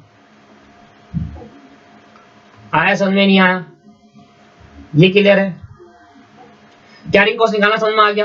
तो परचेज प्राइस का अगर कैरिंग कॉस्ट परसेंटेज में है, तो परसेंटेज किसका होगा, परचेज प्राइस का। तो परचेज प्राइस अगर 2 रुपए है, तो उसका 8% कैरिंग कॉस्ट होता है एक यूनिट को स्टोर करने पे। लो भाई, इससे मुझे ईओक्यू निकाल सकते हो क्या, ईओक्यू? हाँ जी सर, आसान से निकालते। तो मेरा पहला पॉइंट है ईओक्यू निकालना। फर्स्ट पॉइंट मेरा क्या है, ईओक्यू। तो मैंने आपको 2 फॉर्मूले बता दिए अभी तक, एक तो ईओक्यू का फॉर्मूला बताया, एक कैरिंग कॉस्ट का फॉर्मूला बताया। तो ईओक्यू कैसे निकलेगा, EOQ is equal to economic order quantity is equal to 2AO divided by C root में। लो भाई जरा ध्यान से देखें, 2 मल्टीप्लाई एनुअल रिक्वायरमेंट कितने की है, 10,000 यूनिट इनटू ओ कितने का है, 50 रुपए per unit, divide by carrying cost कितनी है, 0.16, और ये रूट में। सॉल्व कर देंगे डायरेक्ट सीधा, 2 multiply bye 10,000 multiply by 50 divide by 0.16, और जो भी आएगा उसका रूट करेंगे, दैट इज 2500।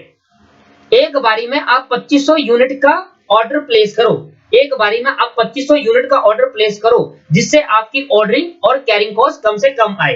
एक बारी में दोस्तों आप 2500 यूनिट का ऑर्डर प्लेस करो, जिससे आपकी ऑर्डरिंग और कैरिंग कॉस्ट कम से कम आए, ये इसका मतलब है। तो अगर आप एक बारी में 2500 यूनिट का ऑर्डर प्लेस करते हो, तो इस लेवल पर ऑर्डरिंग और कैरिंग कॉस्ट कम से कम आती है, और हम इसको प्यार से नाम देते हैं लॉट साइज। लॉट साइज मतलब कितने यूनिट का आप ऑर्डर प्लेस कर रहे हो, that is called lot size. कितने ऑर्डर का, कितने यूनिट का ऑर्डर आप प्लेस कर रहे हो, that is called lot size. मैं लिख देता हूं, यहां पर काफी इंपॉर्टेंट पॉइंट है लॉट साइज। आगे मैं हर जगह, बहुत जगह इसका यूज करूंगा लॉट साइज का। कितने यूनिट का या कितने केजी का आप ऑर्डर एक बारी में प्लेस करते हो, that is called lot size.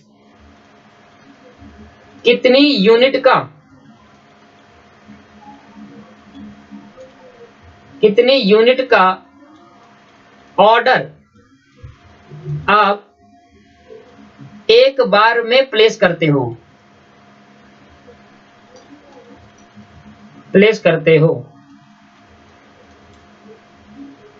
उसे लॉट साइज बोलते हैं। लॉट साइज मतलब एक लॉट साइज मतलब कितने यूनिट का और लॉट है, जो हम साइज कितना है उसको 2500 यूनिट, 2000 यूनिट, 3000 यूनिट। तो हमारा लॉट साइज क्या है, ईओक्यू है। लॉट साइज क्या है दोस्तों, लॉट साइज क्या है, ईओक्यू। ईओक्यू क्योंकि ईओक्यू कितनी यूनिट है, 2500 यूनिट। तो अगर हम 2500 यूनिट एक बारी में प्लेस करेंगे तो उस लेवल पे ऑर्डरिंग और कैरिंग कॉस्ट बिल्कुल कम आएगी। उस लेवल पे ऑर्डरिंग और कैरिंग कॉस्ट बिल्कुल कम आएगी दोस्तों, ये हमें डिस्कस कर रहा है। और ये कम आएगी भी, अभी तो मैं बोल रहा हूं कि कम आएगी, पर ये एक्चुअल में जब तक हम प्रूव नहीं करेंगे पता नहीं चलेगा। बट अभी समझो कि कम आएगी और मैं आपको प्रूव करके दिखा दूंगा कि कम कैसे आएगी। ठीक है, ध्यान सुनना। अब आपसे पूछा, ध्यान सुनना, मैं आपको कुछ समझाना चाहता हूं। मैंने कहा एक साल में मुझे एनुअल रिक्वायरमेंट कितने की है, 10,000 केजी की। 10,000 केजी का मेरा एनुअल रिक्वायरमेंट है, ये लिख देता हूं 10,000 केजी का एनुअल। ध्यान सुनने से उन सबको, 10,000 केजी का मेरा एनुअल रिक्वायरमेंट है। मैंने कहा आज मैंने एक बार ऑर्डर प्लेस करा और एक बार ऑर्डर कितना प्लेस करूंगा, एक टाइम पे 2500 यूनिट का ऑर्डर प्लेस करूंगा और एक साल में मुझे 10,000 यूनिट चाहिए। तो मैंने एक बारी में 2500 यूनिट का ऑर्डर प्लेस करा। दोस्तों ध्यान समझिए, एक बारी में कितने यूनिट का ऑर्डर प्लेस करा, 2500 यूनिट का। तो अब मुझे 2500 यूनिट का ऑर्डर प्लेस कर लिया, तो मैंने कहा भाई 10,000 मेरे को यूनिट चाहिए एक साल में। पहली बारी में मैंने 2500 यूनिट का ऑर्डर प्लेस करा, तो कितनी बार ऑर्डर प्लेस करा, एक बार, वन टाइम। तो मेरे को अब कितनी यूनिट और चाहिए होगी एक साल के अंदर, बस 7500 यूनिट, 7500 केजी।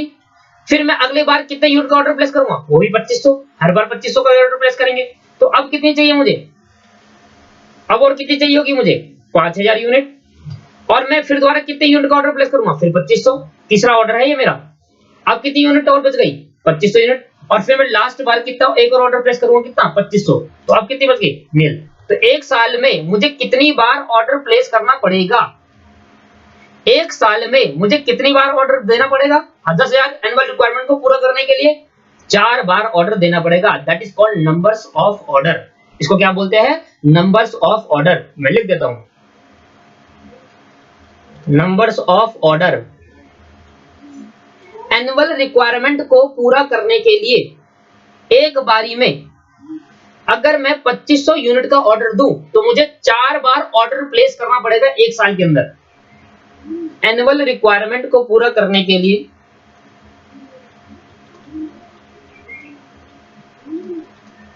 एनुअल रिक्वायरमेंट को पूरा करने के लिए एनुअल रिक्वायरमेंट को पूरा करने के लिए अगर मैं एक बारी में 2500 यूनिट का ऑर्डर प्लेस करता हूं, 2500 यूनिट का ऑर्डर प्लेस करता हूं, तो मुझे साल मतलब एक साल में 4 बार ऑर्डर देना पड़ेगा।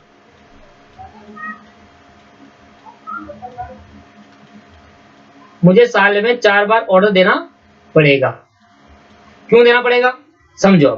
मैंने कहा मुझे 2500 यूनिट का ऑर्डर एक बार ही प्लेस करता हूं, ठीक है, मल्टीप्लाई, मेरे को निकालना है 10,000 यूनिट, 10,000 यूनिट का ऑर्डर निकालना है। तो मुझे कितनी यूनिट का ऑर्डर प्लेस करना चाहिए, एक्स मान लिया। मैंने कहा 2500 यूनिट एक बारी में आती है और मुझे कितने के बराबर चाहिए यूनिट, 10,000 के बराबर। तो मेरे को कहा ये एक्स कितना आना चाहिए, तो एक्स की वैल्यू निकालने के लिए मुझे क्या करना पड़ेगा, 10,000 यूनिट डिवाइडेड बाय 2500। तो मेरा क्या एक्स की वैल्यू आ गई 4, और ये एक्स की वैल्यू क्या कंसीडर कर रहा है दोस्तों, एक्स कंसीडर कर रहा है नंबर्स ऑफ ऑर्डर को, कि एक बारी में मुझे अगर 4 नंबर्स ऑफ ऑर्डर, कितने ऑर्डर प्लेस करने पड़ेंगे, मैंने कहा 4 ऑर्डर प्लेस करना पड़ेगा। देखो अब ये मत कहना ये फॉर्मूला है, मैंने कहा 2500 यूनिट बनानी है, एक बारी में अगर 2500 लाता हूं तो 4 एक्स बारी में कितने यूनिट लाऊं जिससे मेरा 10,000 यूनिट आ जाए। एक बारी में अगर 2500 यूनिट लाता हूं तो एक्स बारी में कितने यूनिट मंगाऊं, एक्स बार मंगाऊं जिससे मेरा 10,000 यूनिट का रिक्वायरमेंट पूरा हो जाए। मैंने कहा 4 बार मंगा लो। तो अब मुझे बता दो ये 10,000 क्या था, ये 10,000 था एनुअल रिक्वायरमेंट ए था, और ये क्या था दोस्तों, ये था लॉट साइज। और इधर लॉट साइज मेरा क्या है, इधर लॉट साइज मेरा ईओक्यू है। बेटा अभी मैं लॉट साइज लिख रहा हूँ, ईओक्यू नहीं लिख रहा, क्योंकि आप ईओक्यू नहीं बोलते, हमेशा क्या लिखते हैं लॉट साइज। कितने का ऑर्डर प्लेस करो, मान लो हमने कंपनी को एक बोला कि सर आप ना 2500 यूनिट का ऑर्डर प्लेस करो जिससे आपकी कॉस्ट कम से कम आए। ध्यान सुनना, ध्यान सुनना मैं क्या कह रहा हूं, मैं यहाँ पर ईओक्यू नहीं लिखूंगा दोस्तों, मैं यहाँ लिखूंगा लॉट साइज, लॉट साइज। और इसका रीजन बता रहा हूं मैं, ध्यान सुनना। मैंने कहा सर, मैंने अपनी कंपनी के ओनर से बोला कि मैंने कहा सर आप ऐसा करो, आप 2500 यूनिट का ऑर्डर प्लेस करो जिससे आपकी कॉस्ट कम से कम आएगी। कौन सी कॉस्ट, ऑर्डरिंग और कैरिंग कॉस्ट कम से कम आएगी। तो उन्होंने कहा ठीक है हम इस बारे में सोचेंगे। ओनर ने कहा ठीक है, और ओनर ने क्या करा, ओनर ने क्या करा 2000 यूनिट का ऑर्डर प्लेस कर दिया हर साल। तो हर मतलब हर टाइम पे 2000 यूनिट का ऑर्डर प्लेस कर दिया। तो मैंने कितना बोला था, मैंने कितना बोला था 2500 यूनिट का ऑर्डर प्लेस करो, तो उसने कितना कर दिया 2000 यूनिट का ऑर्डर प्लेस कर। ध्यान समझना, मैं इधर ईओक्यू क्यों नहीं लिख रहा, लॉट साइज क्यों लिख रहा हूं, हर एक चीज के पीछे रीजन है दोस्तों। अगर वो 2500 यूनिट का ऑर्डर प्लेस करता तो मुझे साल में 4 बार ऑर्डर देना पड़ता, बट अगर यहाँ 2000 यूनिट का ऑर्डर प्लेस करा है तो अगर मैं एनुअल रिक्वायरमेंट को 10,000 को मैं 2500 से करूं तो इसका मतलब क्या कंसीडर हो रहा है कि आप 2500 यूनिट का ऑर्डर प्लेस करते हो, पर जबकि आपने 2500 यूनिट का ऑर्डर प्लेस नहीं करा, आपने कितना करा है 2000। इसलिए ईओक्यू तो 25 है, ईओक्यू तो 25 है, पर प्लेस कितना का ऑर्डर करा है 2, तो इसलिए लिखा लॉट साइज। और लॉट साइज ईओक्यू हो सकता है, मतलब एक बारी में कितने का ऑर्डर प्लेस कर रहे हो। मैंने अभी समझाया आपको, एनुअल रिक्वायरमेंट को पूरा करने के लिए एक बारी में, अच्छा ऊपर लिखा है कितने यूनिट का ऑर्डर एक बारी में प्लेस करते हो उसको कहते हैं लॉट साइज। तो मैंने कहा था आप ईओक्यू के बराबर लॉट साइज प्लेस करना, उसने 2000 के बराबर करा, तो अब यहाँ पर ईओक्यू नहीं आएगा दोस्तों, 2000 आएगा। इसलिए मैं समझा रहा हूं, मैंने फॉर्मूला आपको जनरेट कराया, मैंने कहा एक्स मेरा था 10,000 डिवाइडेड बाय 2500 ईओक्यू के हिसाब से, और यहाँ पर एक्स मेरा था, मैंने कहा 2000 यूनिट का ऑर्डर प्लेस करो, नहीं मान रहा वो मेरी बात, मैंने कहा 2000 यूनिट का बढ़ते। तो अब मुझे बताओ ये एक्स किसको डिनोट कर रहा है, ये एक्स डिनोट कर रहा है नंबर्स ऑफ ऑर्डर को, नंबर्स ऑफ ऑर्डर को। कितना है नंबर्स ऑफ ऑर्डर, और ये 10,000 किसको डिनोट कर रहा है, एनुअल रिक्वायरमेंट को, एनुअल रिक्वायरमेंट। और ईओक्यू ये 2500 किसको डिनोट कर रहा है, ईओक्यू को। पर ईओक्यू तो लिख सकता हूं क्योंकि जो ऑर्डर प्लेस करा है, क्योंकि अभी 2500 का ऑर्डर प्लेस करा है तो ईओक्यू लिख दिया, बट ये एक्चुअल में क्या लिखते हैं इसको, लॉट साइज, ईओक्यू नहीं लिखते, क्योंकि यहाँ पर ईओक्यू हमेशा हमने तो बोल दिया कि आप इतने का ऑर्डर प्लेस करो, अब ऑर्डर करे या ना करे वो उसकी मर्जी है, वो अपना मैनेजमेंट देखेगा। हमारा काम था बताना, हमने बता दिया, अब उसकी मर्जी है वो करे ना करे, उसने लॉट करा नहीं, उसने लॉट साइज करा। तो फॉर्मूला हो गया, समझ में आ गया कि फॉर्मूला कैसे बना। देखो फॉर्मूला बनाना समझ में आ गया आपको कि 10,000 डिवाइड बाय 2500 क्यों हुआ, ठीक है, ऊपर ही समझा दिया था मैंने। तो मैंने कहा नंबर्स ऑफ ऑर्डर का फॉर्मूला बन गया, एक बारी में कितने का ऑर्डर प्लेस करना पड़ेगा इसका मुझे फॉर्मूला बदल गया। Annual requirement, annual requirement divided by EOQ भी कह सकते हैं, पर अगर आप लॉट साइज कहोगे तो ज्यादा सही रहेगा, क्योंकि लॉट साइज को ईओक्यू बोल सकते हैं। तो ये आपके पास बन गया एक फॉर्मूला। लो सर, तो मैंने आपको 3 बातें यहां पर सिखाई 2 क्लास के अंदर। पहली बात हमने सिखाई फॉर्मूला, अगर मैं देखूं मैंने आपको 3 फॉर्मूले सिखा दिए, यहां पर आगे चर्चा करेंगे, अभी रुक जाओ, फॉर्मूला 3 सिखा दिए। मैंने कहा आप ऐसा करो दोस्तों, ईओक्यू निकालना सिखाया मैंने। ईओक्यू कैसे निकालते हैं, 2AO डिवाइडेड बाय C, ये ईओक्यू का फॉर्मूला हो गया। दूसरा मैंने कहा भाई कैरिंग कॉस्ट कैसे निकालते हैं, कैरिंग कॉस्ट परचेज प्राइस में percentage of carrying cost, purchase price multiply percentage of carrying. Formula फालतू का, मैंने आपको समझा दिया, फॉर्मूला में रटने की जरूरत नहीं है, रटोगे कभी कॉस्टिंग समझ में नहीं आएगी, समझोगे हमेशा, क्योंकि क्वेश्चन ऐसे आएंगे ना पेपर में, आप भी कंफ्यूज कर देंगे आपको। तीसरा मैंने आपको बनाया numbers of order, numbers of order कितना है दोस्तों, क्या था, एनुअल रिक्वायरमेंट अपॉन में लॉट साइज। और क्या ये फॉर्मूला रटा या सीखा, सर सीखा, तो इसलिए बहुत जरूरी है सीखना। यहां तो क्लियर हो गया। तो अब मैं ऊपर आपसे डिस्कस कर रहा हूं, अब मैं आपसे डिस्कस कर रहा हूं total cost, how to calculate total cost. तो आपके पास कॉन्सेप्ट आ गया कि नया, how to calculate total cost. Total cost कैसे कैलकुलेट करें, how to calculate total cost. तो मैंने आपको पहले ही क्लास में, दूसरी क्लास में मैंने आपको बताया था ईओक्यू की पहली क्लास और कॉस्ट अकाउंटिंग हमारे सिलेबस की दूसरी क्लास। ईओक्यू की पहली क्लास में मैंने आपसे डिस्कस करा था कि टोटल कॉस्ट निकालने का तरीका, मटेरियल में 3 टाइप की कॉस्ट आती है, पहला परचेज करने की, दूसरा ऑर्डर करने की और तीसरा स्टोर करने की। तो वही हो गया टोटल कॉस्ट। सॉरी, तो टोटल कॉस्ट कैसे निकालेंगे, इजिकल टू टोटल कॉस्ट कैसा आएगी भाई, एक बार मटेरियल खरीदने में परचेज कॉस्ट आएगी कि एक मटेरियल कितने का आया, और ऑर्डर प्लेस करने में ऑर्डरिंग कॉस्ट आएगी, ऑर्डरिंग कॉस्ट आएगी, और साथ में इसको स्टोर करने में स्टोरेज कॉस्ट आएगी, मतलब कैरिंग कॉस्ट आएगी, कैरिंग कॉस्ट आएगी। तो देखो ऐसे निकालेंगे टोटल कॉस्ट, ये हमारा तरीका है टोटल कॉस्ट फाइंड आउट करने का। लिखेंगे सर इसको, नोट्स प्रॉपर बना लेना दोस्तों, ठीक है। तो total cost equal to purchase cost plus ordering cost plus carrying cost, ये बना टोटल कॉस्ट। और मैंने आपको पहली क्लास में ईओक्यू समझा दिया था कि मटेरियल खरीदने में 3 टाइप की कॉस्ट लगती है, परचेज, ऑर्डरिंग और कैरिंग, इससे ज्यादा कोई कॉस्ट नहीं लगती। अब मैं आपको एक एक करके फॉर्मूला सिखाता हूं कैसे बनाएं। फॉर्मूला रटोगे नहीं आएगा मेरे भाई, फॉर्मूला सीखोगे पक्का आ जाएगा कि कैसे हमें आया। तो मैं आपसे बात कर रहा हूं परचेज कॉस्ट कैसे निकालते हैं। परचेज कॉस्ट का फॉर्मूला लिखूंगा,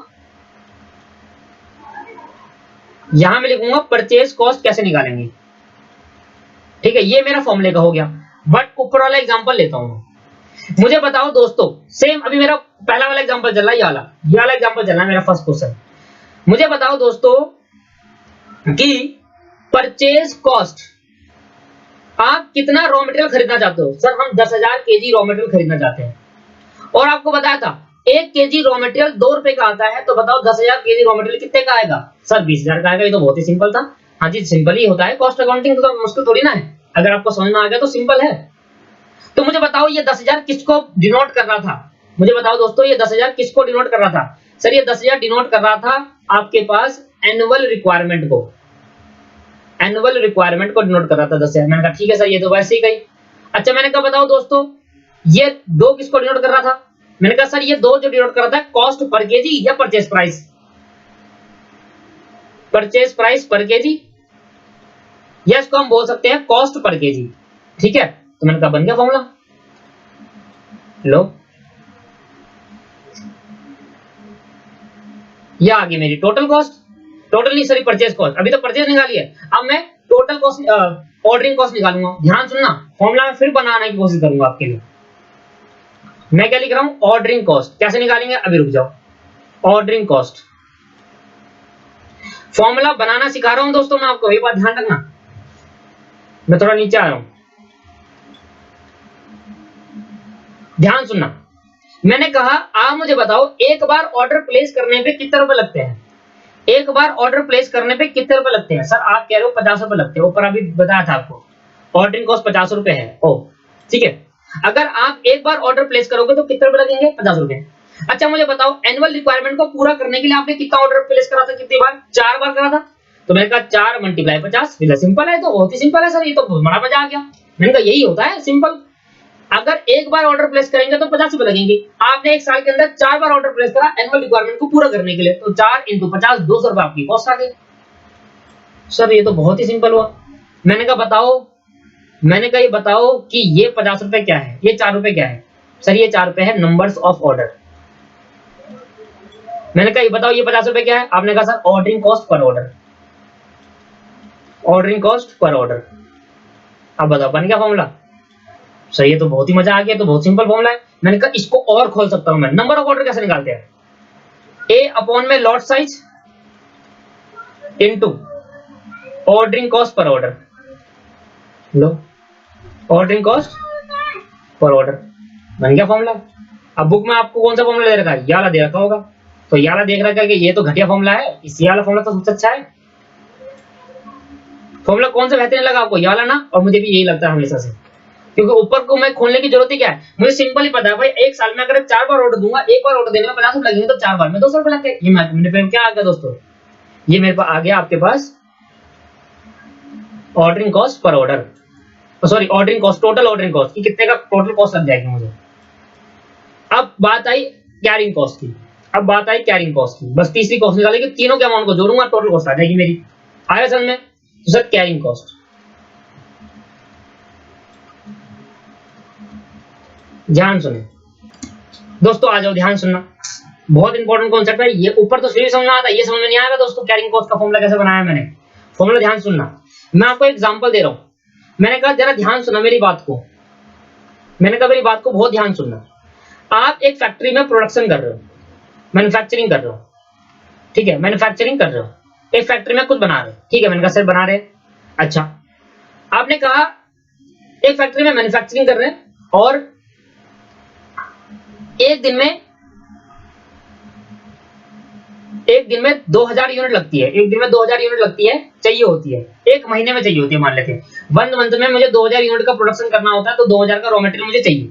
यह समझ में आ गया अपना? इतना ध्यान सुनना, कॉन्सेप्ट को ध्यान सुनना। मैंने कहा सर आपने 2000 यूनिट का, आज नया मंथ था, शुरुआत हुई और आपने 2000 यूनिट डाली, अपने स्टोर से निकाली 2000, क्योंकि जो गोडाउन में पड़ी होगी यूनिट वहां से निकाला और फैक्ट्री के अंदर ले गए, 2000 यूनिट यहाँ पर डाल दी। अब यहाँ पर आपका मंथ का एंड का टाइम आया, मतलब एंड ऑफ द मंथ आ रहा है, end of the month, end of the month आया, तो आपकी यूनिट 500 बच गई, आपकी यूनिट 500 बच गई। आपकी यूनिट कितनी बच गई दोस्तों? 500 यूनिट। बस महीने का एंड होने वाला था, यूनिट खत्म होने वाली थी और गोडाउन में 0 यूनिट पड़ी है, गोडाउन में कोई भी यूनिट नहीं पड़ी, गोडाउन में कोई भी यूनिट नहीं पड़ी। अच्छा ध्यान समझना, तो एंड ऑफ द मंथ आपकी 500 यूनिट बच गई। तो आपको लगता है नहीं अब ऑर्डर प्लेस कर देना चाहिए, क्योंकि अगर आप ऑर्डर प्लेस करोगे तो इकट्ठा तो आ नहीं जाएगा, इतनी जल्दी तो डिलीवरी होनी की नहीं। समझ में आ रहा है आपको? आज अगर आपने ऑर्डर दिया तो आपको कम टाइम लगेगा ना, 5-6 दिन लगेगा। मैंने कहा आज मान लो कि 25 तारीख को, मतलब 26 डे पर आपने क्या करा, ऑर्डर प्लेस कर दिया। आपने क्या कर दिया दोस्तों? ऑर्डर प्लेस कर दिया। अच्छा, ऑर्डर प्लेस करने में टाइम लग गया, मतलब 5 दिन की डिलीवरी है, 5 डे की डिलीवरी है, 5 दिन लगेंगे ऑर्डर को आने में। तो 5 दिन का मतलब 6, 26 और 5, 21 का महीना, तो 1 अप्रैल आ गया, मतलब 1 मई आ गया। भाई 1 मई को मुझे ऑर्डर मिलेगा, रिसीव्ड होगा। ऑर्डर कब रिसीव्ड होगा? 1 मई को, क्योंकि अगर 5 दिन बाद डिलीवरी होती है तो ऑर्डर 1 मई को रिसीव्ड होगा मुझे। अब मुझे बताओ 1 मई को मेरे को ऑर्डर रिसीव्ड हुआ और मैंने ऑर्डर दिया 2500 यूनिट का। मैं ऊपर वाला एग्जांपल लेकर चल रहा हूं, ध्यान सुनना, ध्यान सुनना दोस्तों, दोबारा सुन दो मैं क्या कह रहा हूं। मैंने 2000 यूनिट 1 महीने में लगता है, 26वां दिन आ गया महीने का, मैंने एक ऑर्डर प्लेस कर दिया, मुझे पता था ऑर्डर आने में 5 दिन लग जाएंगे, तो मैंने 26 तारीख को ऑर्डर प्लेस कर दिया और 26 तारीख को 500 यूनिट थी। अब 26 से 5 दिन के अंदर 500 यूनिट का प्रोडक्शन हो गया होगा। अब 5 दिन में मैंने उसी वक्त ऑर्डर प्लेस कर दिया था 5 दिन पहले, और मेरे को ऑर्डर मिल गया 1 मई को। तो 1 मई को जो ऑर्डर मिला, 1 मई को जो ऑर्डर मिला, क्या दोस्तों ये 1 मई को जो ऑर्डर मिला, क्या सारा का सारा अमाउंट, सारे के सारे यूनिट 2500 यूनिट में गोडाउन में रख दूंगा क्या? मेरे को ध्यान सोच के बताना, सारी की सारी यूनिट गोडाउन में 2500 रख दूंगा क्या? नहीं सर नहीं। आप इसमें से क्या करोगे, आप इसमें से क्या करोगे, जितनी जरूरत है, मान लो आपका जरूरत, आपने अभी कहा 1 महीने में 2000 यूनिट लगती है, तो आपने कहा भाई इसके अंदर हम क्या कहते हैं 1200 यूनिट अभी फैक्ट्री में ले जाते हैं सीधा डायरेक्ट, अभी डायरेक्ट सीधा किस में ले जाते हैं? फैक्ट्री में ले जाते हैं, और बाकी जो बच जाएगा, बाकी जो 2500 यूनिट गोडाउन में तो नहीं रखेंगे, ये तो पता चल गया। क्यों भाई? फैक्ट्री में भी तो जाएगा, प्रोडक्शन भी तो चालू होगा। तो हमने कहा 2500 यूनिट में से 1200 यूनिट ले जाओ फैक्ट्री के अंदर। अब ये मैं नहीं बता सकता, ये तो तब बताएंगे जब बंदा जो एक्चुअल में फैक्ट्री का प्रोडक्शन कर रहा होगा उसको पता होगा भाई मुझे 10 दिन के अंदर इतनी चाहिए, तो इतना मेरे को मिल जाए, कि ऐसे इतनी यूनिट ले जाऊं कि 10 दिन का काम हो जाए, फिर कुछ ले आऊंगा, फिर 10 दिन का काम हो जाएगा, फिर कुछ ले आऊंगा, फिर 10 दिन का, क्योंकि स्टॉक बगल में है। तो क्या सर, ध्यान से मेरी बात को सुनना, ध्यान से, बहुत इंपॉर्टेंट टॉपिक है। 2500, देखो भाई मैं 5 मिनट में आपको फॉर्मूला बता सकता हूं और आप में से पूछ भी नहीं सकते कि ये फॉर्मूला कैसा आया, क्योंकि आपको जानने में इंटरेस्ट ही नहीं है। आपको बस इंटरेस्ट किस चीज में? आपको इंटरेस्ट है क्वेश्चन सॉल्व करने में, और ये सबसे बड़ी गलती है कि क्वेश्चन सॉल्व करने में इंटरेस्ट है आपको। मैं तो फॉर्मूला बता दूं, आप क्वेश्चन आ जाएगा, प्रूफ करके दिखा दूं आपको, अरे कितनी अच्छी बात है भाई, ये तो हो गया यार, तो सही कह रहे हैं यार सर। पर सर फॉर्मूला आया कैसे वो तो सीख लो। मैं 5 मिनट में लिख दूंगा सर ये फॉर्मूला है, पर सर मजा नहीं आता ऐसे पढ़ाने में, लॉजिक के साथ पढ़ाने में बहुत मजा आता है। तो ऑर्डर रिसीव हुआ 2500 यूनिट का। आप मैं से पूछ रहा हूं कि 1 मई को मेरे को प्रोडक्शन करना है और मेरे पास 0 यूनिट पड़ी है प्रोडक्शन करने के लिए, तो 2500 यूनिट सारी गोडाउन में ले आऊं या कुछ निकाल लूं उसमें से प्रोडक्शन करने के लिए? सर कुछ निकाल लूं। तो कितनी यूनिट निकाली मैंने कहा 1200 यूनिट निकाल ली कुछ। तो कितनी यूनिट बच गई भाई दोस्तों? 2500 में से अगर मैं 1200 यूनिट लगा देता हूं तो कितनी यूनिट बच गई? 1300 यूनिट। कह रहा 1300 यूनिट तो ले जाओगे गोडाउन में। सर जब गोडाउन में आप 1300 यूनिट ले जाओगे, गोडाउन में स्टोर करोगे सिर्फ 1300 यूनिट, क्या ध्यान सुनना, क्या ऐसा हर बार होगा? क्या अगले महीने भी ऐसे होगा? हाँ, अगले महीने भी ऐसे होगा कि 26 दिन में हम ऑर्डर प्लेस करेंगे, ऑर्डर प्लेस करने में हमारा 1 महीने को ऑर्डर आएगा और 1 महीने में कुछ यूनिट हम फैक्ट्री में ले जाएंगे और कुछ यूनिट गोडाउन में ले जाएंगे। अब कितनी यूनिट ले जाएंगे? मान लो अगले महीने 1300 ले गए, अगले महीने 1000 ले गए, कुछ भी हो सकता है, ऐसा निकाल सकते हैं। तो मैंने कहा ऐसा करो आप 1200 यूनिट ले गए फैक्ट्री के अंदर और 1300 यूनिट ले गए गोडाउन के अंदर। गोडाउन के अंदर 1300 यूनिट लेगा। कोई नहीं बताएगा दोस्तों ये फॉर्मूला कैसा आया, मैं आपको सुनो, आप 1000 वीडियो सर्च कर लेना यूट्यूब के अंदर, कोई बता दे तो बता देना मुझे। 1200 यूनिट फैक्ट्री में गया और कुछ रिमेनिंग जो बच गया जिसको जरूरत नहीं थी अभी 10 दिन के लिए, वो गोडाउन में चले गया। आप मुझे बताओ एक यूनिट को गोडाउन में रखने की कॉस्ट कितनी आती है? मैंने आपको ऊपर ही सिखाया, मैंने आपको अभी सिखाया ऊपर, तभी मैं इसको सिखा रहा हूं इतना इंपॉर्टेंट। मैं फालतू की बात सिखाई था क्योंकि मेरे को इंपॉर्टेंट चीज सिखानी है, क्योंकि मैं चाहता हूं कि आप जल्दी जल्दी इंपॉर्टेंट चीज सीखो और बहुत लॉजिक लेकर चीजों को समझो।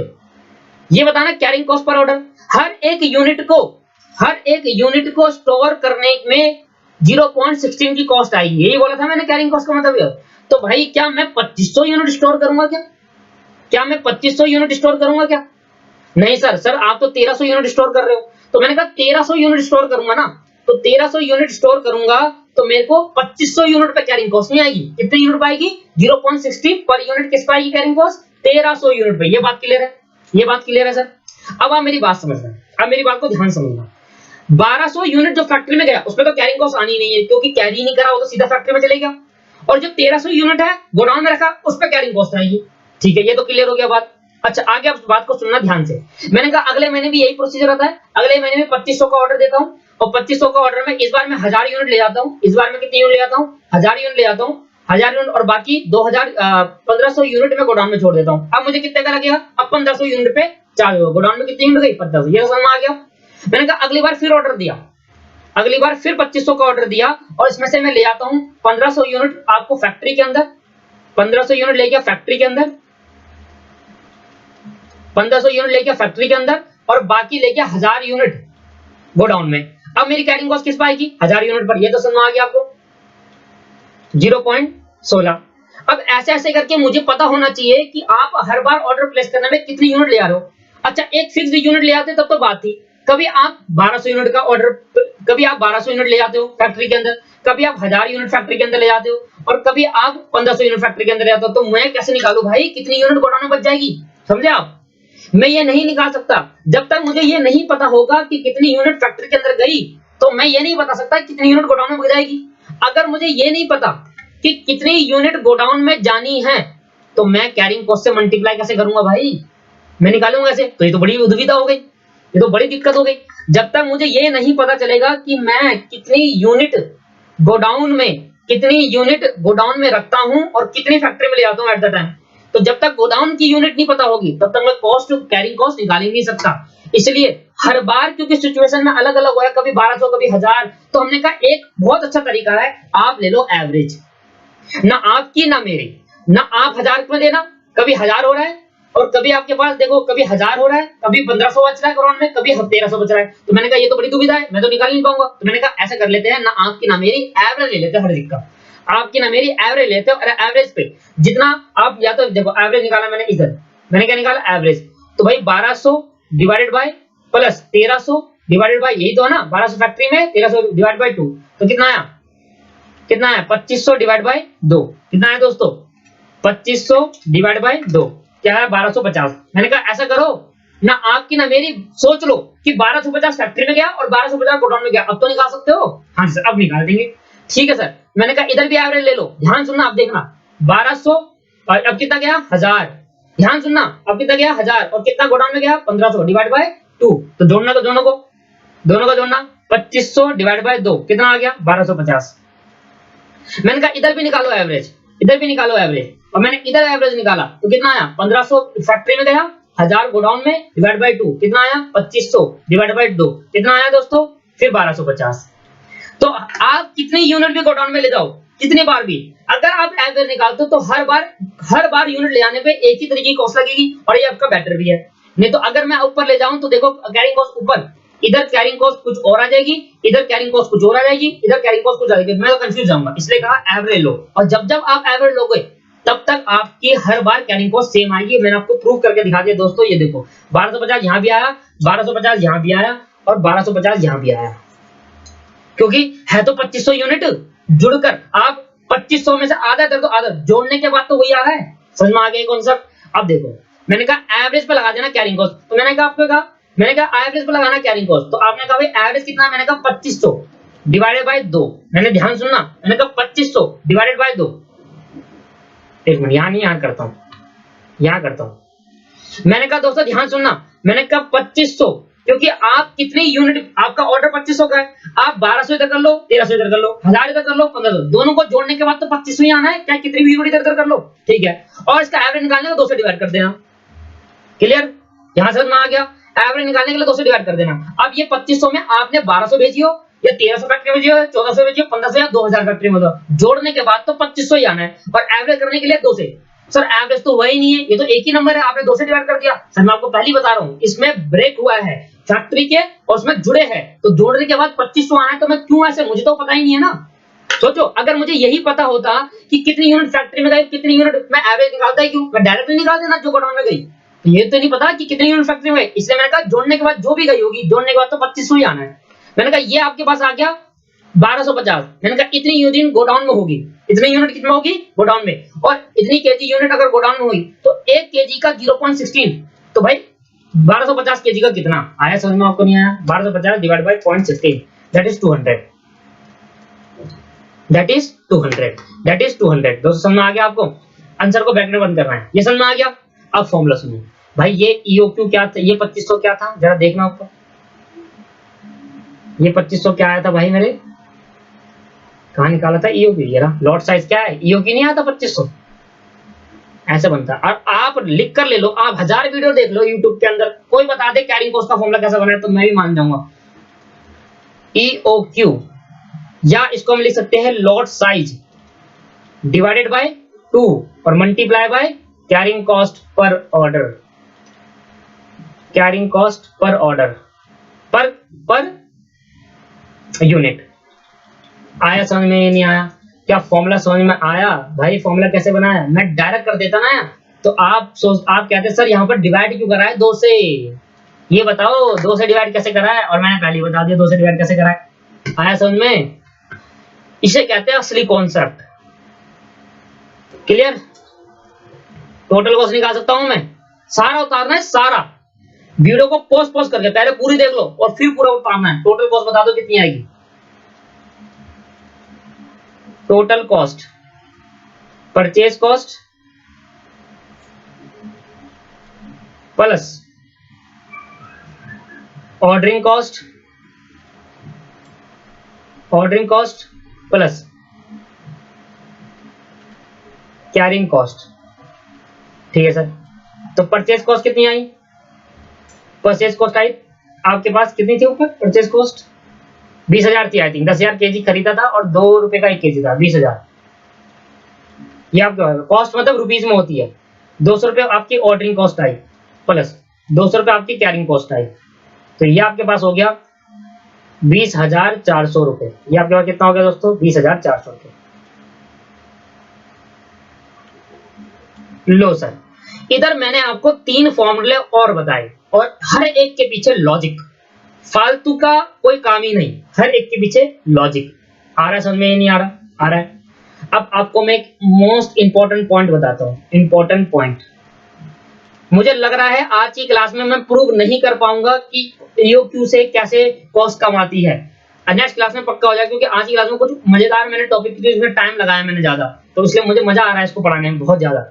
इंपॉर्टेंट पॉइंट ध्यान सुनना, at if lot size is EOQ, if lot size मतलब क्या एक बारी में कितने का ऑर्डर प्लेस करते हो उसको हम लॉट साइज बोलते हैं। और अगर आपने EOQ जितना ऑर्डर प्लेस करा अगर लॉट साइज ईओक्यू है, मतलब 2500 ईक्यू आता, अगर उतने का ऑर्डर दिया लॉट साइज के बराबर, तो हम क्या कहेंगे? अगर ईओक्यू के बराबर नहीं दिया तो वो यहाँ इंपॉर्टेंट पॉइंट डिस्कस नहीं कर रहा, मैं पहले लिख दिया, अगर लॉट साइज ईओक्यू होगा तभी पॉसिबल है, अदरवाइज नहीं है इंपॉर्टेंट पॉइंट पॉसिबल। ठीक है मेरे भाई, if the lot size is equal to EOQ then ordering cost and carrying cost are always equal, हमेशा बराबर होगी, always equal। ओहो हो, अच्छा ऐसे है क्या? हाँ सर ऐसे ही है, हमेशा बराबर होगी। तो देखा सर आपने कि ईओक्यू और ऑर्डरिंग कॉस्ट और कैरिंग कॉस्ट हमेशा बराबर आएगी। कब आएगी बराबर?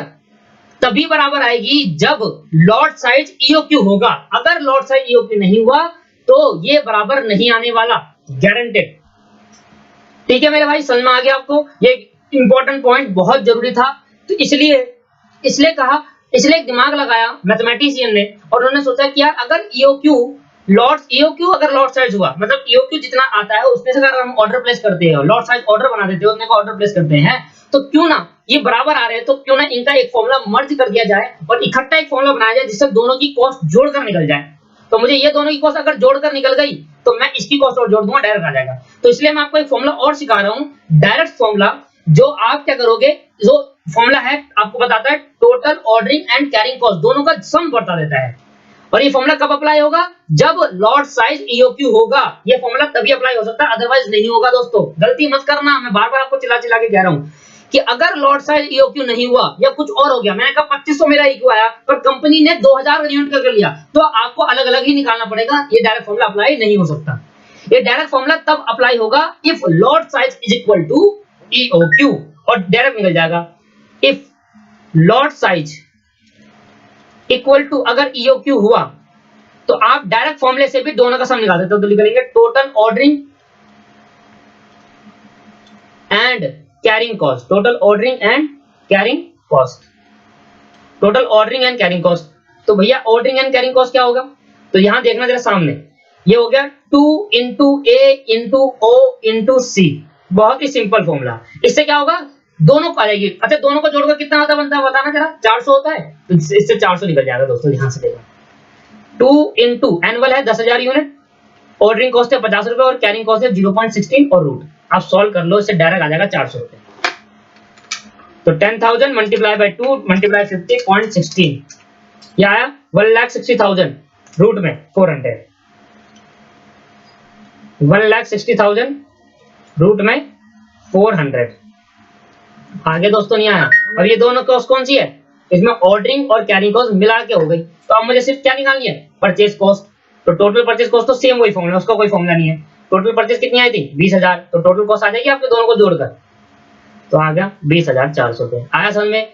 ये फॉर्मूला कब लगेगा? समझ में आया? ये फॉर्मूला तब लगेगा जब लॉट साइज ईओक्यू होगा। अगर लॉट साइज ईओक्यू नहीं हुआ तो आपको अलग अलग करके ही निकालना पड़ेगा, जो मैंने ऊपर आपको सिखा दिया।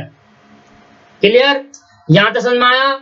चलो दोस्तों अब एक क्वेश्चन और ट्राई करते हैं। आपको मैं होमवर्क दूंगा, होमवर्क करने के बाद मैं वो क्वेश्चन अगली क्लास में दोबारा कराऊंगा, ठीक है? तो देखो हमारा एक क्वेश्चन देख ले, 2500 यूनिट का ईओक्यू आया और 4 पर ऑर्डर, एक साल में 4 बार ऑर्डर पे करेंगे, ठीक है सर?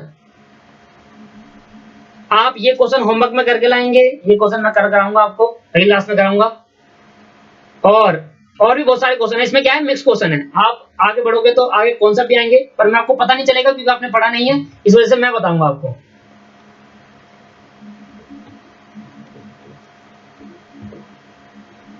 ये नहीं है,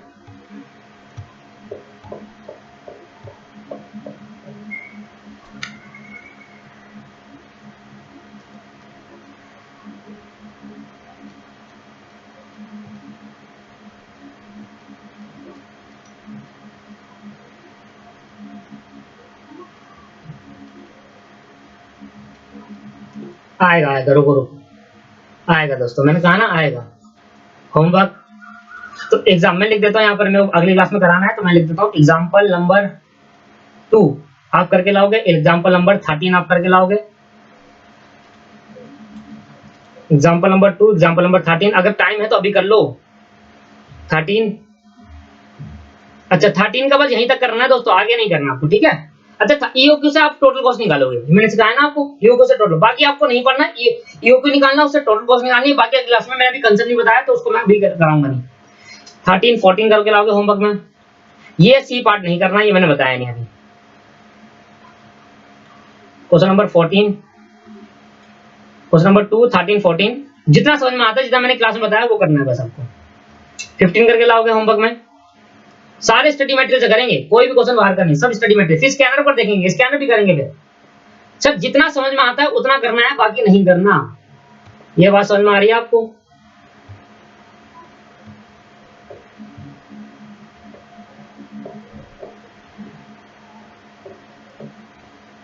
ये आपके पास इलस्ट्रेशन प्रैक्टिकल क्वेश्चन भी आ गए आपके पास।